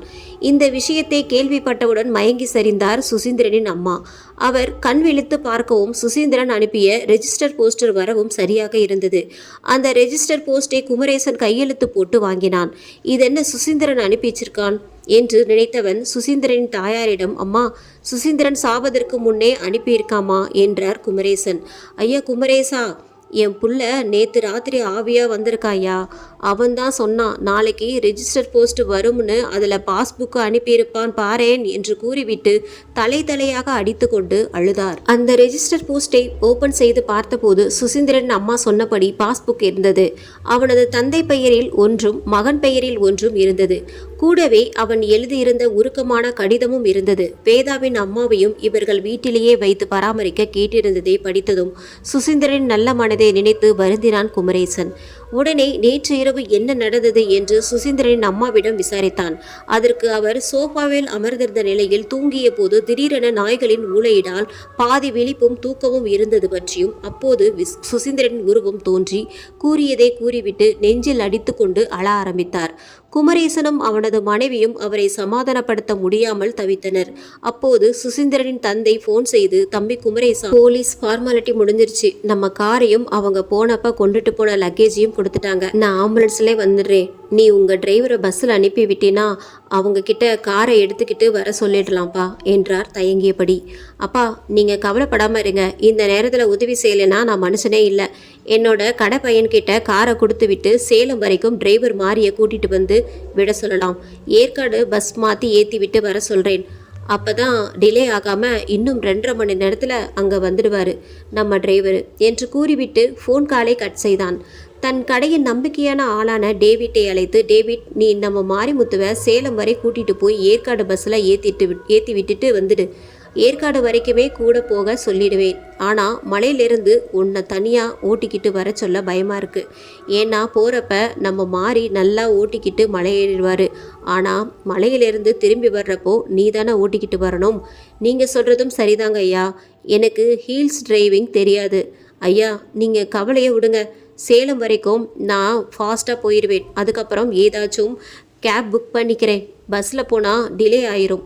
நீ சொல்கிறதும் சரிதான் மாறி, இந்த மாதிரி நேரத்தில் மூளை வேலை செய்யாது. அதுக்கு தான் கூட யாராச்சும் இருக்கணுன்றது. நமக்கே இப்படி இருக்கே, பாவம் அந்த மனுஷனுக்கு எப்படி இருக்கும். சரி சரி, சீக்கிரம் கிளம்புங்க என்றார் குமரேசன். அதற்குள் கடைப்பையன் டேவிட் வேகமாக காரை செக் செய்துவிட்டு ரிவர்ஸ் செய்து எடுத்து காம்பவுண்டை விட்டு வெளியேற்றி ரெடியாக நிறுத்தி வைத்தான். அப்போது குமரேசன் மீண்டும் மாரியிடம், மாறி, சுசீந்திரனோட காரையும் லக்கேஜையும் எடுத்துக்கிட்டு அவங்க அப்பாவையும் காரிலேயே கூட்டிக்கிட்டு வந்துடு. அவரை ஆம்புலன்ஸில் வரவிடாத. ஆம்புலன்ஸ் டிரைவருக்கு நாமக்கல் வந்த அப்புறமா வீட்டுக்கு வர்றதுக்கு வழிகாட்டி கூட்டிகிட்டு வந்தால் போதும். ஜாக்கிரதையாக போயிட்டு ஜாக்கிரதையாக வாங்க என்று கூறி இருவரையும் எச்சரித்து அனுப்பி வைத்தான். அதன் பின்னர் சுசீந்திரன் வீட்டிலிருந்து பந்தல் போடுவதிலிருந்து பறையடிப்பவருக்கு சொல்லிவிடுவது வரை அனைத்து வேலைகளையும் இழுத்து போட்டு கொண்டு செய்தான் குமரேசன். அப்போதுதான் ஒவ்வொரு சொந்தமாக வந்து கொண்டிருந்தனர். ஒரு வழியாக அனைத்து சொந்த பந்தங்களும் சுசீந்திரன் வீட்டில் வந்து கூடியிருந்தனர். இறுதியாக வேதாவின் அம்மாவையும் அழைத்து வர வேறொரு காரை அனுப்பி வைத்தான். வேதாவின் அம்மாவையும் உதவிக்கு இருந்த பெண் மூலம் கூட்டிக் கொண்டு வந்து சேர்ந்தனர். ஏற்கனவே அட்டாக் ஆனவர் என்பதால் மீண்டும் இந்த செய்தியை தாங்க முடியுமா என்ற பயத்தில் இருந்தனர். அவரை தெரிந்து கொண்டால் அதிர்ச்சி அதிகமாயிடுமே என்று அனைவரும் கவலைப்பட்டனர். சிறிது நேரத்தில் ஆம்புலன்ஸும் வந்து விடுமென்ற நிலையில் வேதாவின் அம்மாவிடம் உண்மையை சொன்னார்கள். அந்த அம்மாவின் அருகில் மூத்த பேரனையும் அமர வைத்திருந்தனர். அந்த அம்மாவுக்கு ஒரு கையும் காலும் சரியாக வராத நிலையில் இந்த செய்தி மீண்டும் மூளையை தாக்கி ஹார்ட் அட்டாக்கிற்கு வழிவகுத்தது. அவருக்கு மூச்சு திணறல் ஏற்பட்டவுடன் ஒரு கையால் பேரனை காட்டி ஜாடையிலேயே தன் பெயரில் இருப்பவைகளை பேரனின் பெயருக்கு மாற்ற சொல்லிவிட்டு உயிரை விட்டார். இந்த சாவு செய்தி சுசீந்திரனின் அம்மாவிற்கு வந்திருந்த சொந்தங்களுக்கும் மேலும் அதிர்ச்சியையும் பரிதாபத்தையும் ஏற்படுத்தியது. ஆம்புலன்ஸிலிருந்து இறக்கப்பட்ட உடல்களை கண்டவுடன் சுசீந்திரனின் தாய் ஓவென்று கதறியபடி பேரனை கட்டி கொண்டார். அவனை கட்டி பிடித்தபடி அளவும் அவனும் அழ ஆரம்பித்தான். அப்போது அவர், இனிமே இவனை எப்படி வளர்ப்பேன்னே தெரியலையே, அம்மா அப்பா எங்கேன்னு இவன் கேட்டா நான் எப்படி சொல்லி புரிய வைப்பேன் என்று கதறி துடித்தார். மனநிலை சரியில்லாத பையனும் என்னவென்று தெரியாமலே பாட்டியுடன் சேர்ந்து அழ ஆரம்பித்தான். சுசீந்திரனின் தந்தையும் பேரனை கட்டிக்கொண்டு கதறினார். இந்த காட்சியை பார்ப்போரின் கல் நெஞ்சமும் கரைந்து விடுமோ? அனைவரின் கதறலோடும் சாஸ்திரம் சம்பிரதாயம் முடிந்த 4 உடல்களும் இறுதி யாத்திரையை தொடங்கின. குமரேசரின் கழுத்தை நெரித்தி கொண்டிருந்த சுசீந்திரனின் ஆத்மாவிடம் மனதிற்குள் இறைஞ்சி கொண்டிருந்தார் அவர். குமரேசரின் மேல் தவறான அபிப்பிராயம் கொண்டிருந்ததால் தான் சுசீந்திரனின் ஆன்மா அவர் குடும்பத்தை பயமுறுத்தியது, அவரையும் கொல்ல நினைத்தது. ஆனால் குமரேசன் மனதிற்குள் இறைஞ்சியதால் அவருடைய கழுத்திலிருந்து கையை எடுத்தது. அதன் பின்னர் சுசீந்திரனின் வாழ்வில் நடந்தவைகளைத்தான் இருவரின் பிளாஷ்பேக் மூலம் நாம் அறிந்து கொண்டோம். சிறிது நேரம் பழைய நினைவுகளில் மூழ்கிய பின்னர், உனக்கு என்கிட்ட என்ன தெரியணுமோ கேளு. ஒரு தடவை தான் அவசரப்பட்டு தவறான முடிவெடுத்த, இப்பயாவது அவசரப்படாம நான் சொல்றத கேளு என்று பேயுடன் பேச்சுவார்த்தை நடத்தி கொண்டிருந்தார் குமரேசன். சுசீந்திரன் இயல்பில் நல்லவன்தான். சந்தர்ப்ப சூழ்நிலையாலேயே அவன் மாறிவிட்டான். அதனால்தான் குமரேசன் சொல்வதை கேட்டு அவன் கழுத்திலிருந்து கையை எடுத்தது அவனது ஆத்மா. அதன் பின்னர் அவனது ஆன்மா குமரேசனிடம் 10 ரூபாய் கந்து வட்டிக்கு கொடுக்கிற ஃபைனான்ஸ்க்கு நீதான் முதலாளியா? அந்த ஃபைனான்ஸில் பணம் போட்டிருந்தது உண்மைதான். நானும் அதில் ஒரு பார்ட்னர் தான். ஆனால் 100க்கு 2 ரூபாய் வட்டிக்கு கொடுக்கறதா தான் என்கிட்ட சொன்னாங்க. எப்போ கந்து வட்டிக்கு கொடுக்குறாங்கன்னு தெரிஞ்சதோ அப்போவே என் பணத்தை கொடுக்க சொல்லி நான் அந்த ஃபைனான்ஸில் இருந்து விலகிட்டேன். இது என் பிள்ளைகள் மேலே சத்தியம். சரி, அதை விடு. கேட்கவே எனக்கு அசிங்கமாக இருக்குது. என் பொண்டாட்டிக்கும் உனக்கும் நான் அடிபட்டு கிடக்கும் போதிருந்தே தொடர்பு இருந்ததா சொன்னான் கந்து வட்டி கும்பல்ல ஒருத்தன். அதனால தான் நீ அவளுக்கு வேலை வாங்கி கொடுத்தியா என்று கோபமாக கேட்டு மீண்டும் கழுத்தை நெரிக்க ஆரம்பித்தது சுசீந்திரனின் ஆன்மா. டேய், நான் அப்படிப்பட்டவனாடா? கழுத்தையே குறி வைக்கிறியே. வேதா எனக்கு கூட பிறக்காத தங்கச்சி மாதிரிடா. என்னை பற்றி அவதூறா சொன்னவனோட பேரை சொல்லு, நான் உனக்கு உண்மையே நிரூபிக்கிறேன். அவனோட பேரு ஜெகநாதன். சுருள்முடி, மாநிறமா, கொஞ்சம் முரட்டு உருவமாக இருப்பான் என்று அடையாளம் சொன்னான் சுசீந்திரன். அவனா? அந்த பாவி பயலா? அவனை எங்கள் கடையில் திருடிட்டான்னு அடித்து விரட்டி விட்டேன். அதிக அளவில் எனக்கு நஷ்டம் பண்ணிட்டான். அதனால அவனுக்கு சம்பளம் கொடுக்காம விரட்டிட்டேன். அதுக்கு பழி வாங்கத்தான் என் மேலே வேறுமுனே பொய் சொல்லியிருக்கான் படுபாவி. நகுலன் தான் கந்து வட்டிக்கு கடன் கொடுத்துக்கிட்டு இவனை மாதிரி இருக்கிறவங்கள அடியாளா வச்சிருக்கான் என்று பற்களை கடித்தார். ஐயோ கடவுளே, என்னோட சந்தேக புத்தியால் அடுத்தவன் பேச்சு கேட்டு அநியாயமாக என்னோட குடும்பத்தை நானே அழிச்சிட்டேனே என்று வருத்தப்பட்டது சுசீந்திரனின் ஆன்மா. அதுக்குத்தான் சுசீந்திரா அந்த காலத்தில் ஒரு பழமொழி சொல்வாங்க, கண்ணால் காண்பது பொய், காதால கேட்பது பொய், தீர விசாரித்து அறிவதே மெய்யின்னு. நான் எவ்வளவுதான் நன்மை செஞ்சிருந்தாலும் என்னையும் அறியாம அந்த பய விஷயத்துல பின் விளைவை யோசிக்காம நான் எடுத்த முடிவால பழிவாங்கிற அளவுக்கான எதிரிய நானே உருவாக்கிட்டேன். கொஞ்சம் யோசிச்சு பாரு. நீயே இல்ல அப்பாவோ என்கிட்ட அப்பவே மனசு விட்டு கேட்டிருக்கலாம்ல. எல்லாம் நான் செஞ்ச கர்மா என்னை கேட்க விடாம பண்ணிருச்சு என்று தலையில் அடித்து கொண்டு அழுதது.